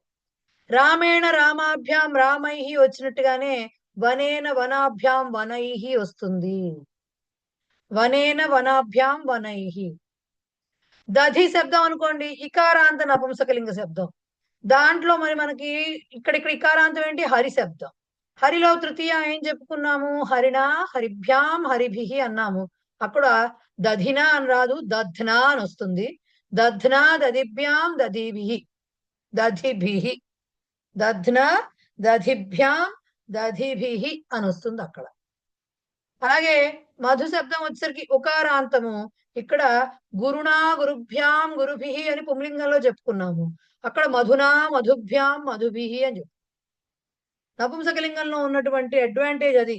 ఇంకా వీటికంటే మీకు ఆ కిం శబ్ద రూపాలకి తత్శబ్ద రూపాలకి అయితే సేమ్ ఉంటాయి. మొత్తం పుంలింగంలో తృతీయ నుంచి ఎలా ఉన్నాయో నపుంసకలింగంలో కూడా అట్లాగే ఉంటాయి. ఇంకా వీటికి నామవాచకాలు మారుతూ ఉంటాయి కాబట్టి కొంచెం అటు ఇటు ఉంటాయి కానీ సేమ్ ఉంటాయి. సో అట్లాగా మీకు నామవాచక పదాలకి చెప్పారు. సర్వనామాల్లో ఏం చెప్పుకున్నాము? తద్ శబ్దము పుంలింగంలో చెప్దాం. ఫస్ట్ తద్ పుంలింగం. సహ తౌతే తం తౌతాన్. మూడోది ఏమొస్తుంది? తేన తాభ్యాం తైహి. తేన తాభ్యాం తైహి. ఇది నపుంసకలింగంలో కూడా సేమ్ ఉంటుంది. తేన తాభ్యాం తైహి. ఏతేన ఏతాభ్యాం ఏతైహి. ఏతత్ శబ్దంలో నపుంసకలింగంలో కూడా సేమ్ ఉంటుంది. ఏతేన ఏతాభ్యాం ఏతైహి. కిం శబ్దంకి వచ్చింది అనుకోండి, కేన కహ కౌకే కం కౌకాన్ కేన కాభ్యాం కైహి. పుంలింగంలో. నపుంసకలింగంలో కూడా అదే, కేన కాభ్యాం కైహి. స్త్రీలింగంలో మాత్రం ఎలా వస్తుంది అంటే మనకు తత్శబ్దంలో సా తే తాః తాం తే తాః, తర్వాత తయా తాభ్యాం తాభిః. రమా శబ్దంలో వచ్చినట్టుగా రమయా వచ్చినట్టుగా ఇక్కడ తయా తాభ్యాం తాభిః. ఏతయా ఏతాభ్యాం ఏతాభిః. కయా కిం శబ్దంలోకి వస్తే కయా కాభ్యాం కాభిః. ఓకే, ఇవి సర్వనామ శబ్దాల్లో ఏతద్ తద్ అండ్ కిమ్. మరి యుష్మత్ శబ్దంలో ఏమొస్తుంది? త్వం యువాం యూయం త్వాం యువాం యుష్మాన్, తర్వాత నీ చేత అని చెప్పాలి. త్వయా యువాభ్యాం ఓకే యుష్మాభిః. త్వయా యువాభ్యాం యుష్మాభిః అని వస్తుంది యుష్మత్ శబ్దంలో. నీ చేత, మీ ఇద్దరి చేత, మీ అందరి చేత. అస్మత్ శబ్దంలో మయా ఆవాభ్యాం అస్మాభిః అని వస్తుంది. మయా ఆవాభ్యాం అస్మాభిః. ఓకే, సో ఇలాగా మీకు రూపాలు వస్తాయి. ఇప్పుడు ఇంతవరకు అర్థమైంది కదండి. వెంటనే గుర్తుండవండి, మీరు గుర్తుండిపోతాయి. ఇప్పుడు నేను చెప్పగానే మీకు చెప్పేసి మిమ్మల్ని అడిగేసి మీరు అప్పచెప్పేస్తారు, అలాంటి ఎక్స్పెక్టేషన్స్ ఏం పెట్టుకోవద్దు. నెమ్మదిగా అలవాటు పడతారు, నెమ్మదిగా వస్తాయి, కంగారు పడకండి. ఈ రూపాలు ఇలా వస్తాయని మాత్రం గుర్తుంచుకోండి. వాక్యాలు చూడండి ఒకసారి. మహోదయ, ఇక్కడ శీఘ్రం మందం చెప్పారు కదా, అదే తాబేలు స్లోగా వెళ్తుంది, కుందేలు ఫాస్ట్ గా వెళ్తుంది, అప్పుడు వాక్య ప్రయోగం ఎలా వస్తుంది మహోదయ? చెప్దాం దానికి. ఎందుకంటే ఇప్పుడు అవ్యయాలు చెప్పాలి, అది చెప్పాక చెప్తా. ఎందుకంటే నేను మాడిన మాటలు ఒకటే కానీ అంటే చెప్తున్నది ఒకటే కానీ దానికి వేరే వేరే పదాలు వాడతారు. అప్పుడు కొన్ని చోట్ల అవ్యయాలు వస్తాయి. అవ్యయాలు అంటే ఏంటో చెప్తా. ఇది అయ్యాక అవ్యయాలు చెప్తా. అప్పుడు చెప్తా దాన్ని. ఓకే. కృషీవలహ వాక్యాలు, తృతీయ విభక్తి వాక్యాలు చూడండి. కృషీవలహ హలేన కర్షతి. కృషీవలుడు నాగలితో, అంటే రైతు నాగలితో దున్నుతున్నాడు. హలేన, హలం, కాబట్టి హలేన హలాభ్యాం హలైహి. తృతీయ విభక్తి మొత్తం ఎలా వస్తుంది? హలేన హలాభ్యాం హలైహి. భక్త అంజలినా వందతే. అంజలిహి హరిశబ్దం లాగా వచ్చింది. అంజలినా అంటే హరిణా హరిభ్యాం హరిభిహి లాగా అంజలినా. భక్తుడు అంజలితో నమస్కరిస్తున్నాడు, అంటే దోసిలితో నమస్కరిస్తున్నాడు. త్వం కరేణ స్పృశసి. కరేణ, కరహ అంటే చెయ్యి. నీవు చేతితో తాకుతున్నావు. ఓకే. కరేణ, కరేణ అంటే రామేణ లాగా వస్తుంది. రామేణ రామేణ రామాభ్యాం రామైహి లాగా కరేణ కరాభ్యాం కరైహి. అహం పరశునా ఖండయామి. పరశుహు అంటే గొడ్డలి, యాక్స్. పరశుహు ఉకారాంతంగా ఉంది, అంటే గురు శబ్దంలా వస్తుంది. సో నేను పరశునా అంటే పరశునా పరశుభ్యాం పరశుభి, గొడ్డలితో ఖండయామి కోస్తున్నాను, నరుకుతున్నాను. వయం నేత్రాభ్యాం పశ్యామః. ఇక్కడ ద్వివచనం వచ్చింది. మనిషికి జనరలైజ్డ్ గా మనం ఏమి ఇప్పుడు దేవేంద్రులము కాదు, లేకపోతే శివుడం కూడా కాదు కదా, పరమేశ్వరులం కాదు కదా, 3 కళ్ళు లేకపోతే 1000 కళ్ళు ఉండడానికి. మనిషి అనేవాడికి, మనకు తెలిసిన మనిషికి 2 కళ్ళు ఉంటాయి. కాబట్టి కంటి చూపు లేదు అంటే ఒక కన్నుకే చూపు లేదు అర్థం కాదు కదా, 2 కళ్ళు. సో ఎప్పుడైతే కళ్ళు 2, చెవులు 2, చేతులతో అన్నప్పుడు 2 చేతులు ఉపయోగిస్తాం, కాళ్ళతో అన్నప్పుడు 2 కాళ్ళు ఉపయోగిస్తాం. స్పెసిఫిక్ గా ఏదైనా కుడి చేత్తోనో ఒక చేత్తో అని చెప్పాల్సి వచ్చినప్పుడు తప్ప, జనరలైజ్ చేసి కళ్ళతో చూడటము, చెవులతో వినడము, చేతులతో చేయడము, కాళ్ళతో నడవడం ఇలాంటి వచ్చినప్పుడు ద్వివచన ప్రయోగమే జరగాలి వాటికి. అందుకనే ఏం చెప్తున్నారు మహోదయ, ఇప్పుడు నేత్రాభ్యాం అంటున్నాం కదా, అది ప్రథమా విభక్తిలో ఏమొస్తుంది? నేత్రహ అని వస్తుందా, నేత్రం అని వస్తుందా? చెప్తా, అదే చెప్పనివ్వండి, మొత్తం చెప్పనివ్వండి. పాఠం మధ్యలో ఆపేస్తే ఎలా నన్ను? పాఠం మధ్యలో ఆపేస్తే ఆ ఫ్లో పోతుంది నాకు. ఓకే. ఇప్పుడు ఏం చెప్తున్నాను? నేత్రం అని ఇప్పుడు మనకి కళ్ళు, చెవులు, కాళ్ళు, చేతులు ఇలా 2 మనకి పార్ట్స్ ఏవైతే ఉన్నాయో, సో దాన్ని చెప్పేటప్పుడు ఆ పనిని ఆ రెండిటితో మనం చెవులతో వింటాము, కళ్ళతో చూస్తాము, ఇలాంటివి చెప్పినప్పుడు కంపల్సరీ ద్వివచనమే చెప్పాలి. అన్లెస్ అండ్ అంటిల్ నాకు కుడి చెవి వినిపించట్లేదు, ఒక చెవి వినిపించట్లేదు, లేకపోతే నాకు ఒక కంట్లో ప్రాబ్లం ఉంది, లేకపోతే నాకు ఒక చేత్తోనే చేశాను ఈ పని, ఇలాంటివి చెప్తే తప్ప, లేకపోతే జనరలైజ్డ్ గా మాత్రం ద్వివచన ప్రయోగం చెయ్యాలి. అందుకని నేత్రాభ్యాం పశ్యామః అన్నారు. నేత్రాభ్యాం, నేత్రం నపుంసకలింగ శబ్దం. నయనం, నేత్రం మీకు వచ్చింది, ఇదివరకు కూడా వచ్చింది, ఫస్ట్ లెసన్స్ లో ఎక్కడో వచ్చింది నేత్రం అనేది. సో నేత్రం, నేత్రే, నేత్రాణి అని వస్తుంది. నేత్రేణ, నేత్రాభ్యాం, నేత్రైహి అని వస్తుంది అనమాట. నేత్రేణ, నేత్రాభ్యాం, నేత్రైహి అనేది తృతీయ విభక్తిలో వస్తుంది, నపుంసకలింగంలో.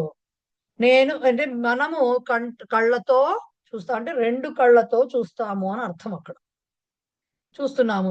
అతిథయ భోజనేన మోదంతే. భోజనముతో సంతోషిస్తున్నారు ఎవరు? అతిథులు.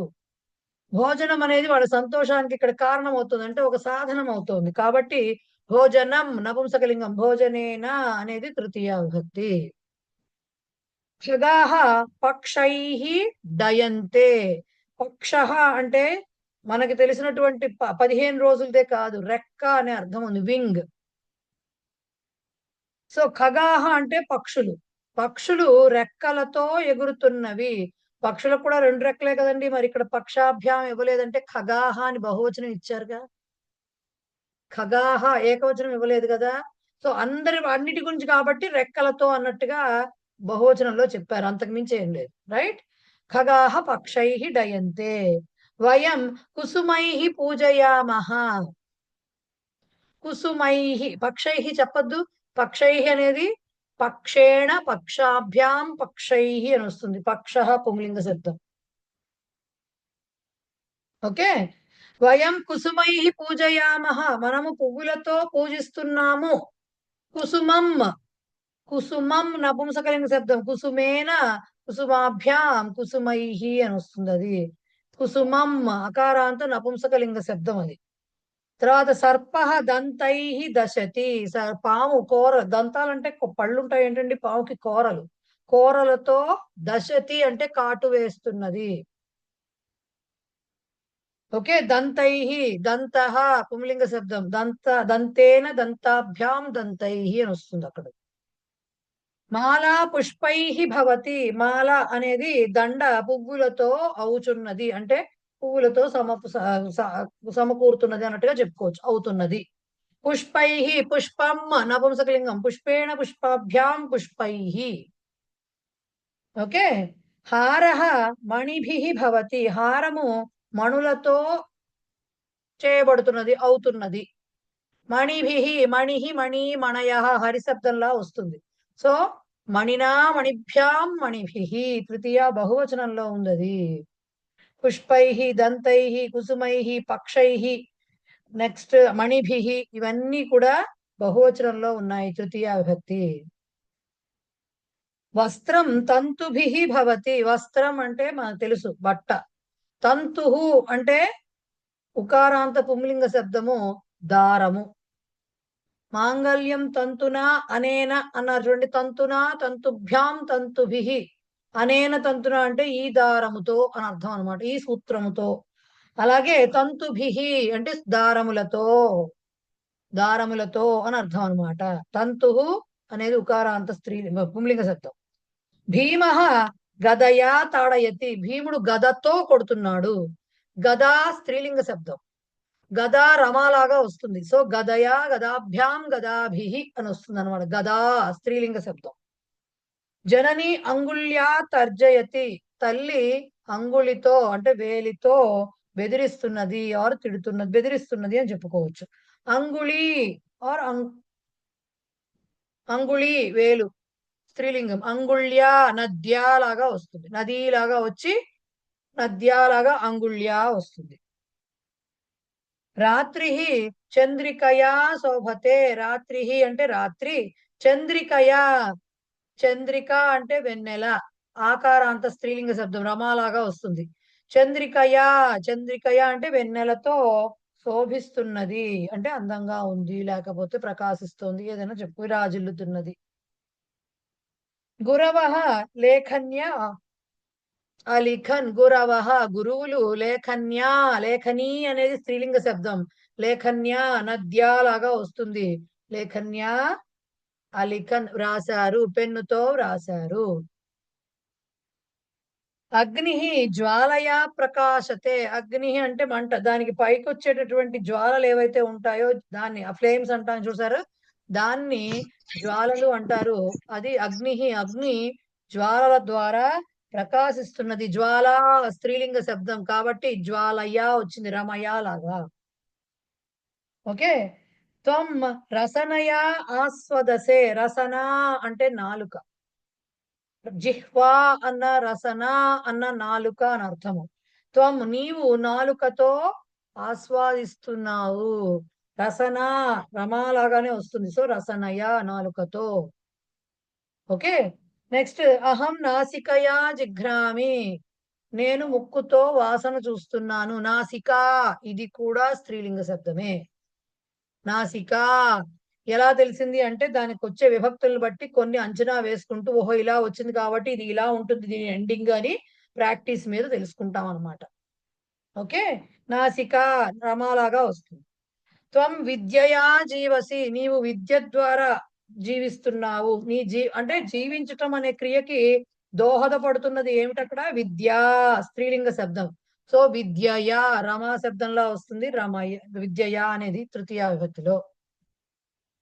ఉత్తర దేశ నదీభిః విరాజతే, ఉత్తర దేశము నదులతో విరాజిల్లుతున్నది. నదీభిః బహువచనము. ఓకే, నద్యా నదీభ్యాం నదీభిః, నద్యా నదీభ్యాం నదీభిః ఈకారాంత శబ్దము. అహం మాలాభిః దేవం అలంకరోమి, నేను మాలలతో దేవుని అలంకరిస్తున్నాను. మాలా రమా శబ్దంలానే వస్తుంది. మాలయా, మాలాభ్యాం, మాలాభిః తృతీయ విభక్తి వస్తుంది. స్త్రియః శిశుభిః సహ అక్రీడన్. స్త్రియః అంటే స్త్రీలు, స్త్రీ స్త్రియౌ స్త్రియః అని వస్తుంది అనమాట. ఆ శబ్దం ఉంది, నేను చూపిస్తా ఇప్పుడు. స్త్రియః స్త్రీలు శిశుభిః సహ అక్రీడన్. అక్రీడన్ ఆడారు. ఎవరితో కలిసి ఆడారు? శిశుభిః సహా.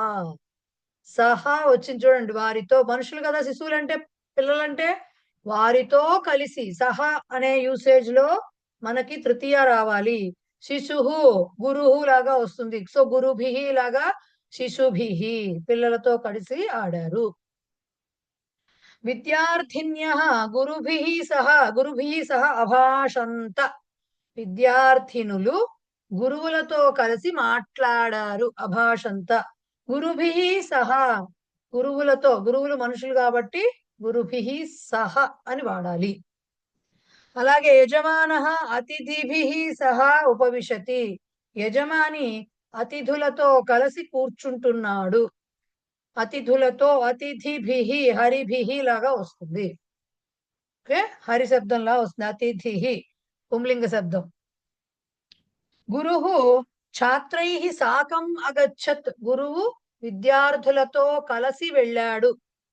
ఛాత్రైః సాకం అన్నా, ఛాత్రైః సహ అన్నా, ఛాత్రైః సార్ధం అన్నా ఒక్కటే అర్థము.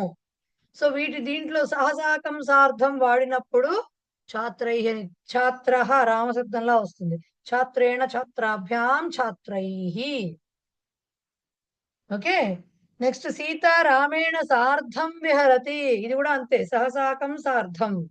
సీత రామునితో కలిసి విహరిస్తున్నది. రామేణ రామాభ్యాం రామైః. కృష్ణః మయా సాకం ఆగతవాన్. కృష్ణుడు నాతో కలిసి వచ్చాడు. మయా సాకం అన్నా, మయా సహ అన్నా, మయా సార్ధం అన్నా ఒకటే. మయా వచ్చింది అస్మత్ శబ్దంలో తృతీయ విభక్తి. మయా మయా ఆమాభ్యాం అస్మాభిః అనేది తృతీయ విభక్తి అస్మత్ శబ్దానికి వస్తుంది. ఓకే, సో అది దానికి అర్థము. నెక్స్ట్ వయం మిత్రైః సహ సంభాషామహే. భాషామహే అన్న సంభాషామహ అన్న ఒకటే. వయం మేము మిత్రైః సహ మిత్రులతో కలిసి సంభాషామహే మాట్లాడుతున్నాము. మిత్రం అనేది నపుంసకలింగం, బట్ అది కూడా అకారాంత నపుంసకలింగం కాబట్టి మిత్రైః, మిత్రేణ మిత్రాభ్యాం మిత్రైః వస్తుంది. లాస్ట్ది రామేణ సహ లక్ష్మణః అరణ్యం గతవాన్. రామునితో కలిసి లక్ష్మణుడు అడవికి వెళ్ళాడు. రామేణ సహ. సహ ఎవరితో కలిసి వెళ్ళాడు? లక్ష్మణుడు రామునితో, కాబట్టి రామేణ అని వచ్చింది. సో ఇలాగా ఏదైనా క్రియ జరిగేందుకు ఉపయోగించబడే సాధనానికి గాని, అలాగే సహసాకం సార్థం ఉపయోగించినప్పుడు, అలాగే భావవాచక శబ్దాలు క్రియా విశేషణాలుగా ఉపయోగిస్తున్నప్పుడు తృతీయ విభక్తి రూపాలను ఉపయోగించాలి అనేది నియమము. దానికి సంబంధించిన రకరకాల రూపాలు మనం చూసాము. క్లియరా అండి? ఎస్, అర్థమైనట్టే ఉంటుందండి, అర్థం కావట్లేదు. అప్పుడే అర్థం కాదండి. వింటూ ఉండాలి, చదువుతూ ఉండాలి, చేస్తూ ఉండాలి, అప్పుడు కానీ అర్థం కాదు. ఓకే, టర్మినాలజీ చూసుకుంటేనేమో కాన్సెప్చువల్ గా మనకి అంటే ఏబిసిలో చెప్పినట్టు ఉంటుంది, ఆల్జీబ్రా లాగా. ఉపయోగం ఈజీ అవుతుంది. బట్ రూపాలు అయితే నేర్చుకోవాల్సిందేనండి, దానికి వేరే దారి లేదు. ఇప్పుడు ఏబిసిడీలు రాకుండా మాటలు రావు, మాటలు రాకుండా వాక్యాలు రావు. వాక్యాల వరకు రావాలంటే ముందు మాటలు వచ్చాక గ్రామర్ తెలియాలి. రైట్? తెలుగు అయినా అంతే, ఇంగ్లీష్ అయినా అంతే, హిందీ ఏ భాష అయినా అంతే. కాకపోతే మనకి తెలుగులో మనకు అంత అవసరం లేకపోయింది, మాట్లాడుతూ వచ్చేసింది. అది గ్రామర్ అవునో కాదో కూడా తెలియకుండా మాట్లాడేస్తున్నాం మనం. బట్ ఇది కొత్తగా ఒక ఏజ్కి వచ్చాక మొదలు పెట్టాం కాబట్టి కొంచెం కష్టంగా అనిపిస్తుంది. బట్ ఫైన్, నెమ్మదిగా దారిలో పడతారు. ఓకే, నెక్స్ట్ ప్రొసీడ్ అయ్యే ముందు నేను మీకు పుస్తకంలో మీరు ఇప్పుడు తృతీయ విభక్తి వరకు వచ్చింది అంటే ఇప్పుడు రూపాలు ఎట్లా ఉంటున్నాయో కొంచెం అటు ఇటు వెళ్తున్నారు కదా, అంటే ప్రతి దానిలోనూ ఏకద్వి బహువచనాలు ఉంటాయి, స్త్రీలింగం శబ్దాలు కొన్ని ఉంటాయి, నపుంసకలింగం కొన్ని ఉంటాయి, పుంలింగాలు కొన్ని ఉంటాయి. వాటికి అంతాలని బట్టి వాటి రూపాలు మారుతున్నాయి, అవునా? అంతం ఏ అంతంతో ఉంటే దాని రకంగా మారుతూ ఉంటాయి. సో ఇంతవరకు వచ్చింది, ఇంకా 4 విభక్తులు ఉన్నాయి. ఇవి వచ్చినాయి కాబట్టి మీరు అసలు మొత్తం మీద శబ్దాలు ఏమేమి కంఠతా పట్టాలో నేను టిక్ చేయిస్తాను ప్రవేశానికి సంబంధించి. అవి వస్తాయి అంటే కొన్ని ఏమవుతుందంటే మీకు సప్తమి విభక్తులకు చెప్పేసరికి కొన్ని రూపాలు వచ్చేస్తాయి. బట్ శబ్ద రూపంగా నేర్చుకోవాలి. ద్వివచనం నేర్చుకోవట్లేదు కదా వీళ్ళు, ద్వివచనం చెప్పట్లేదు కదా. కానీ ద్వివచనంగా కూడా వాళ్ళు అడుగుతారు.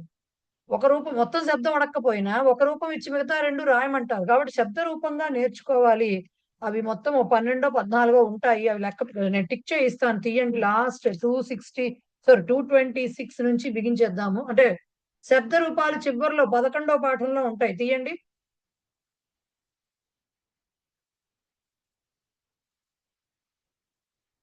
తీశారు కదా. అకారాంత పుంలింగ రామశబ్ద మొత్తం నేర్చుకోవాలి, టిక్ పెట్టుకో. అంటే పుంలింగంలో అకార ఇకార ఉకార రుకారాలు ఖచ్చితంగా తెలియాలి. సో ముందు రామశబ్దము అకారాంతము టిక్ పెట్టుకోండి, అది 1. కిందున్న హరి 2. పతి శబ్దం అప్పుడే చెప్పను నేను మీకు. సో 2 హరి శబ్దం ఇకారాంతం, 3 గురు శబ్దం ఉకారాంతం, 3 గురు శబ్దం. ఇవి ఎప్పటికీ గుర్తుండాలండి. ఏది చెప్పినా కూడా ఇందాక నేను ఇది రమాలాగా ఉంది, ఇది నదిలాగా ఉంది అంటున్నా కదా, ఇలా ఎప్పటికీ రిఫరింగ్ ఉంటాయి మనకి. సో ఉకారాంతం గురు. తర్వాత కర్తృ శబ్దం కాదు, కిందన పితృ శబ్దం ఉంది చూడండి, రుకారాంతం. పితృ శబ్దం నేర్చుకోండి ఫస్ట్. అన్ని రావాలి బట్ ఇవి ఫస్ట్ రావాల్సినవి అన్నమాట.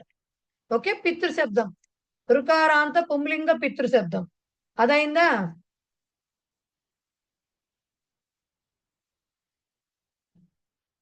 నేను హలంత శబ్దాలు తర్వాత చెప్తాను. ఫస్ట్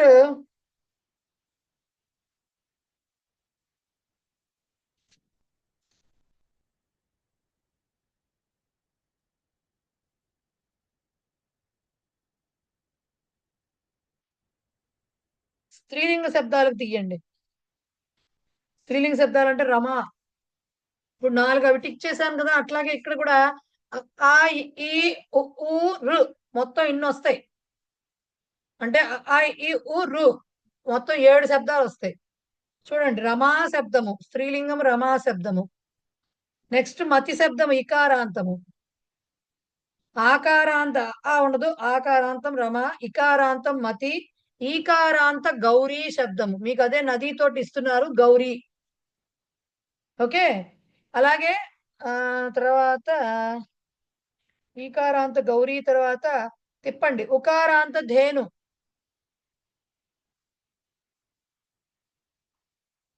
ఉకారాంత ధేను తర్వాత ఊకారాంతం ప్రస్తుతం మనకొద్దు, రుకారాంత మాతృ. మాతృ శబ్దం రుకారాంతం. ముందు అండి అన్ని ఇక్కడ వాళ్ళు ఇచ్చినవన్నీ యాక్చువల్ గా రావాలి. బట్ ఇంత ఫస్ట్ ఇవి నేర్చుకుంటే కొంత అలవాటు పడితే మిగతావి ఆటోమేటిక్ గా అల్లుకుంటారు. ఓకే, మాతృ ఇప్పుడు ఎన్ని టిక్ చేసాము? 1 2 3 4 5 శబ్దాలు ఇక్కడ దాంట్లో 4 ఇక్కడ 5 9 అయినాయా? తీయండి చెప్తా. నపుంసకలింగంలో తీయండి. నపుంసకలింగంలో ఫస్ట్ 3 జ్ఞాన, వారి, మధు. జ్ఞాన అంటే అకారాంతము, వారి ఇకారాంతం, మీకు అది దధితోటి ఇస్తున్నారు. 3 ఉకారాంతం మధున, మధు శబ్దం. ఓకే, ఈ 3. సో 9 3 ఎన్నైనాయండి? 12 అయినాయి. ఇవి 12 నామవాచక శబ్దాలు ప్రస్తుతానికి తెలియాల్సింది. మొట్టమొదట నిద్రలో లేపడినా రావాలి, మిగతా కూడా కావాలి, ముందు ఇవి కావాలి. సర్వనామ శబ్దాలు చెప్పారు అంటే సహతౌతే చదువుకుంటున్నాం కదా మనము. దాంట్లో తత్శబ్దం 3 రూపాలు రావాలి, ఏతత్ శబ్దం 3 రూపాలు రావాలి, తద్దు ఏతద్దు 3 రూపాలు రావాలి, కిం శబ్దం 3 రూపాలు రావాలి. అంటే మొత్తం ఎన్ని? 3 3 6 3 9 శబ్దాలు అక్కడికి అవి. తద్దు ఏతద్దు అంటే మీకు ఇక్కడ ఎలా ఇచ్చారంటే తత్శబ్దము ఏతత్ శబ్దం ఇచ్చి యద్ శబ్దం అని ఒకటి ఇచ్చారు. అది కూడా యాక్చువల్ గా కావాలి. లాస్ట్ లెసన్ 10th లెసన్ కి కావాలి. అది ఏం చేశారు మీరు సర్వనామాలు చూస్తే దకారాంత పుంలింగ తత్శబ్ద మొత్తం శబ్దం ఇచ్చారు, రైట్? అలాగే ఏతత్ శబ్ద మొత్తం శబ్దం ఇచ్చారు, రైట్? యద్ అనే శబ్దం రెండే ఇచ్చారు. రెండే ఇచ్చి సిస్టమ్ తత్శబ్దవత్ అన్నారు. అంటే యహ యౌ ఏ రాశాక యం యౌ యాన్ రాశాక పైన తత్శబ్దం పైన పుంలింగంలో ఎలా ఉందో దానిలాగా తేన బదులు ఏనా పెట్టి రాయాలి. సహతౌతే లాగా యహ యౌ ఏ అన్నారు, యం యౌ యాన్ అన్నారు. ఓకే, తర్వాత ఏం చేశారు? ఏన యాభ్యాం యహ్యం రాయాలి. అందుకని ఇది మోస్ట్లీ 10th లెసన్ కి ఇది కావాలి. సో అప్పటి వరకు అయితే మాత్రం తద్ మూడు లింగాలు, ఏ తద్ 3 లింగాలు, కిమ్ 3 లింగాలు మొత్తం రావాలి. ఇది కాక అస్మద్ యుష్మద్ శబ్దాలు ఉంటాయి చూడండి ఎక్కడో. అస్మద్ యుష్మద్ శబ్దాలు ఎక్కడో ఉంటాయి. ఉన్నాయి చూడండి. ఇది మకారాంత పుల్లింగ ఇదం శబ్దం కూడా కావాలా? అయం. ప్రస్తుతానికి వద్దండి, ప్రస్తుతానికి వద్దు. దానికి Okay. బదులుగా ఏషః రాసుకోవచ్చు కాబట్టి ఆ కన్ఫ్యూజన్ వద్దు ప్రస్తుతానికి. ప్రస్తుతానికి అవి నామవాచకాలు 12 పెట్టాను. ఇవేమో 9 ప్లస్ ఇవి మన అవి 11 ఉంటాయి. ఇవి అహం అస్మత్ శబ్దము యుష్మత్ శబ్దము చూడండి ఉంది. అస్మత్ శబ్దం ఎక్కడుంది? 244 లో. 244 లో అస్మద్ అండ్ యుష్మద్ ఉన్నాయి చూడండి. ఓకే, సో ఇవి సో నామవాచకాలవి 12, ఇవి 11, 23 కంఠతా రావాలి ఫస్ట్. మిగతా కూడా రావాలి. అంటే కొంచెం ఏమవుతుందంటే మీరు అలవాటు పడుతున్న కొద్దీ అవి ఆటోమేటిక్ గా నెమ్మదిగా వచ్చేస్తూ ఉంటాయి. కంగారేం పడక్కర్లేదండి. అందరూ మీలాగా నేర్చుకున్న వాళ్ళే 7 బ్యాచ్లు అట్లాగే వెళ్ళాయి. 7వ బ్యాచ్ కూడా ఇప్పుడు శిక్షణ మేడం చెప్పండి. మేడం నా బుక్ లో నెంబర్లు 9 అంటే ఏ లెసన్ కి ఆ లెసన్ నెంబరింగ్ వేరుగా ఉందండి. 11th లెసన్ లో నెంబర్ అస్మత్ యుష్మత్ శబ్దాలు తాలూకా నెంబరింగ్ చెప్తాను చూడండి. అస్మద్ యుష్మత్ శబ్దాలు అంటే ఎక్కడ వస్తాయంటే మీకు చివరిలో ఆల్మోస్ట్ ఎండింగ్ లో వస్తాయండి. అదే మన క్రియాపదాలకు ముందర వస్తాయి. ఇది శబ్దం నెంబరు 22, 23 చూసుకోండి, కనిపిస్తాయి అస్మత్ శబ్దం అంటే. 20 మేడం వాళ్ళు అడిగే పద్ధతిలో 20 ఇట్లా చూసుకోండి, మరి నాకు తెలియదు. నేనైతే అస్మద్ యుష్మద్ అని చెప్తాను. అస్మద్ యుష్మద్ అని రాసుంటాయి అక్కడ చూడండి. దొరికాయండి దొరికాయండి దొరికాయండి. 20. సో మేడం మరొక చిన్న డౌట్ అండి. మొత్తము 7 విభక్తులు ఈ ఫస్ట్ బ్యాచ్ లోనే ఉంటాయండి. ఫస్ట్ బ్యాచ్ అంటే ఇప్పుడు ప్రవేశాలోనా? ఇప్పుడు ప్రవేశాలు 7 అన్ని ఉంటాయి. అన్ని ఏమండి ఒకటే గుర్తుపెట్టుకోండి, 7 విభక్తుల్ని డివైడ్ చేయలేరు. ఎందుకంటే వాక్యం రాయాలంటే మీకు అన్ని కావాలి. ఓకే. సో 7 విభక్తులు ఇక్కడే ఉంటాయి. ఇవి రావాలి. అండ్ ఇది very basic, very very basic steps ఇవన్నీ కూడాను. ఇవి రావాల్సిందే. వీటి మీద బిల్డ్ అవుతూ వెళ్తుంది అంతే. ఓకే, సో ఇవి ఏమేమి టిక్ చేసాము? రామ, హరి, గురు, పితృ పుంలింగంలో. రామ, హరి, గురు, పితృ పుంలింగము. రమ, మతి, గౌరీ, ధేను, మాతృ 5 స్త్రీలింగంలో. జ్ఞాన, వారి, మధు నపుంసకలింగంలో. సో అవి 12, 4 + 5 + 3 12 శబ్దాలని. అవి కాక సర్వనామాల్లో తద్ శబ్ద రూపాలు సహతౌతే, సాతేతా, తత్తేతాని 3. తద్ 3 రూపాలు 3 లింగాలు, ఏతద్ 3 లింగాలు, కిమ్ 3 లింగాలు, 3 3 9 శబ్దాలు. ఈ 3 కాక అస్మద్దు యుష్మద్దు 11 శబ్దాలు సర్వనామం. ఓకే, నెమ్మదిగా ఒకటొకటి చూసుకుంటూ ఉంటే మీకు ట్రిక్ తెలుస్తుంది. ఎక్కడ ఎలా చదువుకుంటే బండబట్టి వేయరు దానికి. కొంతవరకే బండబట్టి ఏం వస్తుంది, తర్వాత ఆటోమేటిక్ గా కొన్ని వచ్చేస్తాయి. ఓహో ఇది ఇలా ఉంటుంది, ఆ తృతీయాలో వివచనంలో వస్తుంది అంటే భ్యామ్ వస్తుందిలే, ఇలా భీ వస్తుందిలే, భ్యహ వస్తుంది, ఇవి తెలిసిపోతాయి మీకే. ఓకే రైట్, ఇవి టిక్ చేశాం కదా. మళ్ళీ బ్యాక్ టు లెసన్.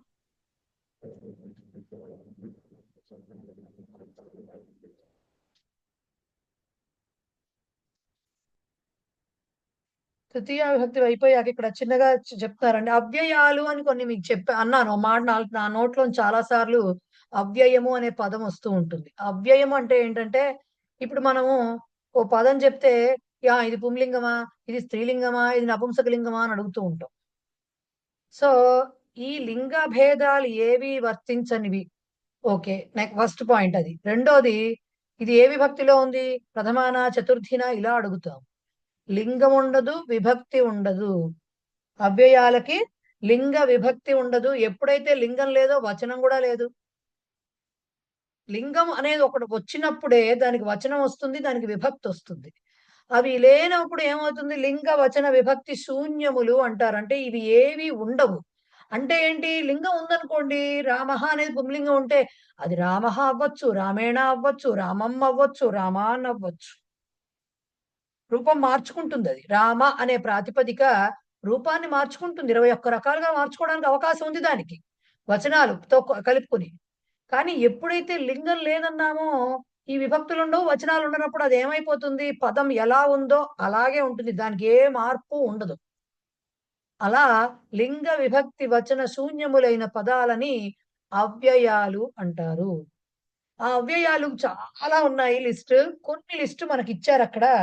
అంతః అంటే ఇవి కొన్ని అవ్యయాలు ప్రత్యయాలు కలవి అన్నారు. ఆ ప్రత్యయాల సంగతి మనం గత్వా గంతుం అని ఇచ్చారు. అవి తర్వాత చూద్దాం, వస్తాయి మీకు నెక్స్ట్ లెసన్స్ లో వస్తాయి.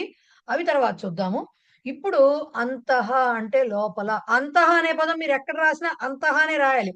అంతఃకి వేరే రకంగా రాయడానికి లేదు. ఓకే, అంతః. బహిః. దివా అంటే రాత్రి. దివా అంటే ఇక దానికి రాత్రి యందు అన్నా కూడా దివానే రాయాల్సిందే తప్ప రాత్రిలో ఇలా ఏం చెప్పాలన్నా కూడా దివా అని రాయాల్సిందే తప్ప దానికి ఏమి పెట్టడానికి లేదు. విసర్గలు పెట్టో ఇంకోటి దివే అనో అలా రాయడానికి లేదు. దివా అని మాత్రమే రాయాలి. అలాగే తూష్ణీం అంటే కామ్గా కూర్చోవడం. తూష్ణీం తిష్ట. దివా అంటే డే. ఓకే. స్వయం. స్వయం అంటే తనకు తానుగా అని అర్థం. ఇది కూడా అవ్యయము. మా అంటే డోంట్ అని అర్థం అన్నమాట, వద్దు. ఏవం అంటే ఈ విధంగా అని అర్థాలు ఇచ్చారు. ఇత్థం అంటే కూడా ఇలా. సర్వథా అంటే యాక్చువల్ గా సర్వథా అంటే ఎల్లప్పుడూ కాదండి, ఏ విధముగా అయినా సరే అని అర్థం. సర్వథా అంటే అన్ని రకాలుగా అని. సర్వదా అంటే ఎల్లప్పుడూ అని అర్థం. మామూలు దా ఉందనుకోండి, సర్వదా. అది కూడా ఎక్కడైనా ఇచ్చారా దీంట్లో ఇవ్వలేదు. సర్వదా అంటే అది అంటే తథా ద ఉంటే అదేమో ఎల్లప్పుడూ అని అర్థం, ఆల్వేస్. సర్వదా అంటే. సర్వథా అంటే బై ఆల్ మీన్స్ అని అర్థం, అన్ని రకాలుగా అన్ని విధాలుగా అని అర్థం. ఓకే. రే అంటే ఇక్కడ పిలిచేటప్పుడు. సర్వథా అనే ఇచ్చారండి. సర్వథా ఎల్లప్పుడు అంటే కాదు, అదే చెప్తున్నా, మీనింగ్ తప్పు పడింది. సర్వథా అంటే అన్ని రకాలుగా, అన్ని ఇక్కడ విధాలుగా. సర్వదా అని కరెక్ట్ చేసుకోమంటారా? ఇక్కడ సర్వదా అని కరెక్ట్ రెండు చేసుకోమంటారా? రాసుకోండి. సర్వథాకి ఈ మీనింగ్ రాసుకోండి, సర్వదా అని ఎల్లప్పుడూ రాసుకోండి. రెండు అవ్యయాలే. రే అంటే ఓరి, రే అని పిలుస్తామే దానికి రే అని అంటారు. పురా అంటే పూర్వము.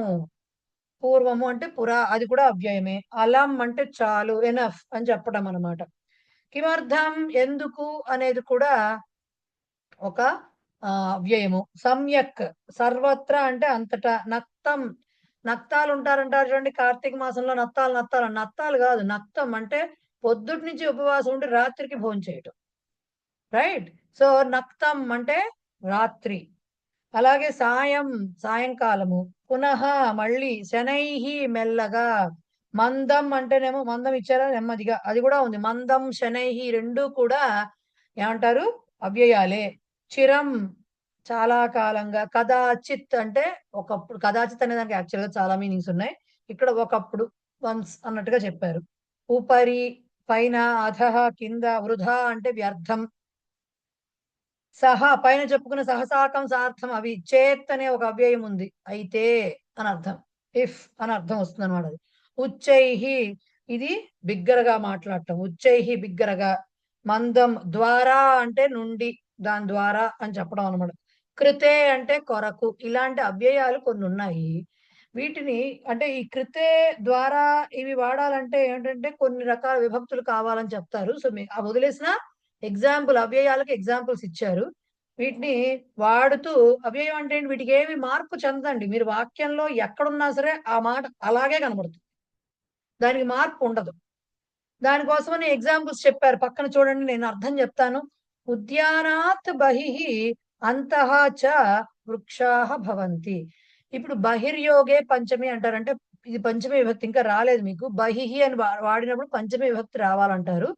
ఉద్యానాత్ అనేది పంచమి వస్తుంది. సో ఉద్యానమునకు వెలుపల బయట వెలుపల కూడా వృక్షములు కలవు. సో బహిః అంతః అనేవి అలాగే ఉంటాయి, రూపాలు మార్చుకోవు. ఆకాశే నక్షత్రాన్ని నక్తం రాజంతి. ఇప్పుడు రాత్రి శబ్దం చెప్పామనుకోండి, రాత్రి పూట అంటాం మనం. రాత్రి యందు ప్రకాశిస్తాయి ఆకాశంలో నక్షత్రాలు అంటాం. కానీ నక్తం అని వాడినప్పుడు, రాత్రి అని వాడితే రాత్రవు అని సప్తమి వాడాల్సి వస్తుంది. కానీ నక్తం వాడితే అక్కర్లా. నక్తం రాజంతి అంటేనే అర్థం అదే. ఎందుకంటే అది నక్తం అనేది అవ్యయం, మీరు విభక్తి పెట్టడానికి లేదు దానికి.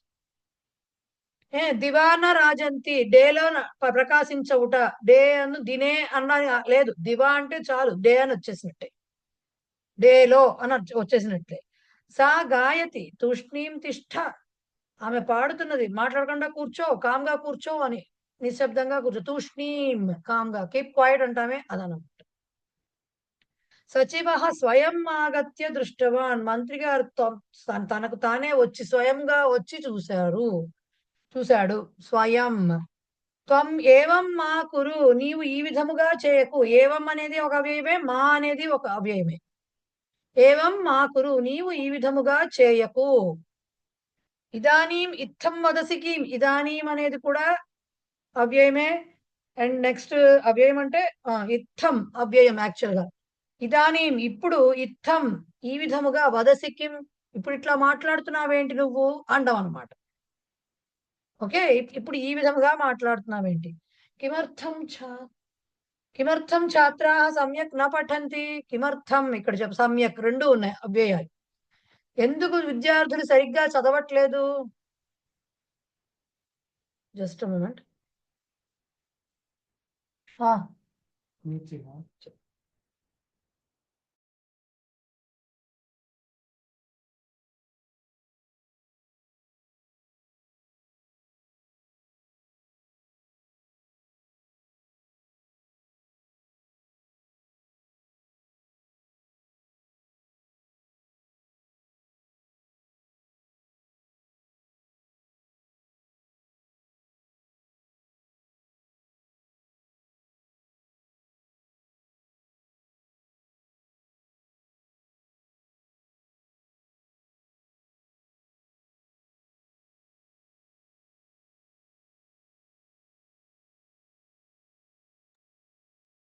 మహోదయ చెప్తున్నారండి. ఒక జస్ట్ మూమెంట్ అన్నారండి, వెయిట్ చేయండి. Okay okay okay. మధ్యలో మా వారు పిలిస్తేను తప్పలేదు. సో ఏం చెప్తా, మహోదయ అలం అన్నారు కదా, ఇక్కడ అలం అన్నారు కదా, చాలు అంటే పర్యాప్తం అన్నా కూడా అంతే కదా. రెండిటికి అదే అర్థం వస్తుంది, కానీ ఉపయోగించే విధాలు కొద్దిగా డిఫరెంట్ వస్తుంటాయి ఒక్కొక్కసారి. మహోదయ ఇక్కడ రాజంతి అన్నారు కదా, నక్షత్రాన్ని నక్తం రాజంతి అన్నారు కదా. రాజంతి అంటే ప్రకాశిస్తాయనండి, కనిపిస్తాయనండి? ప్రకాశిస్తున్నది. విరాజ ఇప్పుడు విరాజతే వచ్చిందా మీకు ఎక్కడన్నా? శోభతే, ప్రకాశతే వచ్చాయి కదా. సో సుమారుగా రాజతి అనేది కూడా ఉంది. రాజతి అనేది కూడా ఉంది. అంటే అది క్రియాపదంలోకి వస్తుందా మేడం? మామూలుగా మనం రాజతి, రాజతః లాగా క్రియాపదం అంతే, క్రియాపదం. ఓకే. సో కిమర్థం ఛాత్రాః సమ్యక్ న పఠంతి చెప్పుకున్నాం కదా. పురా ఏకః నృపః ఆసీత్. పూర్వము ఒక రాజు ఉన్నాడు. ఆసీత్ ఉన్నాడు. ఇక్కడ చూడండి, సర్వదా ఇప్పుడు వచ్చింది. త్వం సర్వదా పఠ. ఇందాకటిది సర్వథా. ఓకే, సర్వథా అంటే అన్ని విధాలుగా. సర్వదా అంటే నువ్వు ఎప్పుడు చదువు. You read always, you study always అని చెప్పడం అనమాట. సర్వదా అంటే ఇది. సర్వత్ర వాయు అస్తి. సర్వత్ర అంటే అన్ని చోట్ల గాలి కలదు. ఓకే, ఇలాగా ఇదే కాదండి, అంటే మీకు ఇచ్చిన ఈ లిస్టే కాదు, అవ్యయాలు చాలా ఉంటాయి. దాంట్లో బాగా మనకి తగులుతూ ఉండేవి, కొంచెం ఈజీగా అర్థమయ్యేవి మీకు ఇచ్చారు ఇక్కడ ప్రస్తుతానికి. పురా అంటే పూర్వకాలము, పూర్వకాలే అని కూడా అనొచ్చు. అది అవ్యయం అవదు. పూర్వకాలే అంటే సప్తమి చెప్పేస్తాం అనమాట, అక్కడ అది అవ్యయం అవదు. పురా అంటే మాత్రమే అవ్యయం అవుతుంది. దినం ఉంది, దినే అంటాము, అది సప్తమిలో చెప్తాము, అది అవ్యయం కాదు. కానీ దివా అనేది అవ్యయమే. అంటే సేమ్ అర్థం వచ్చేవి కూడా ఉన్నాయి, మామూలుగా విభక్తులు చెప్పేవి ఉన్నాయి. ఇవి అవ్యయాలన్నమాట.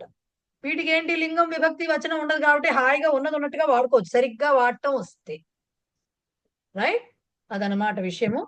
ఇవాళకి చాలు. ఎందుకునో ఇవాళ నేను ఇంకా చెప్పలేకపోతున్నాను. ఇవాళ ఫస్ట్ టైం, ఇవాళకి ఆపేస్తాను.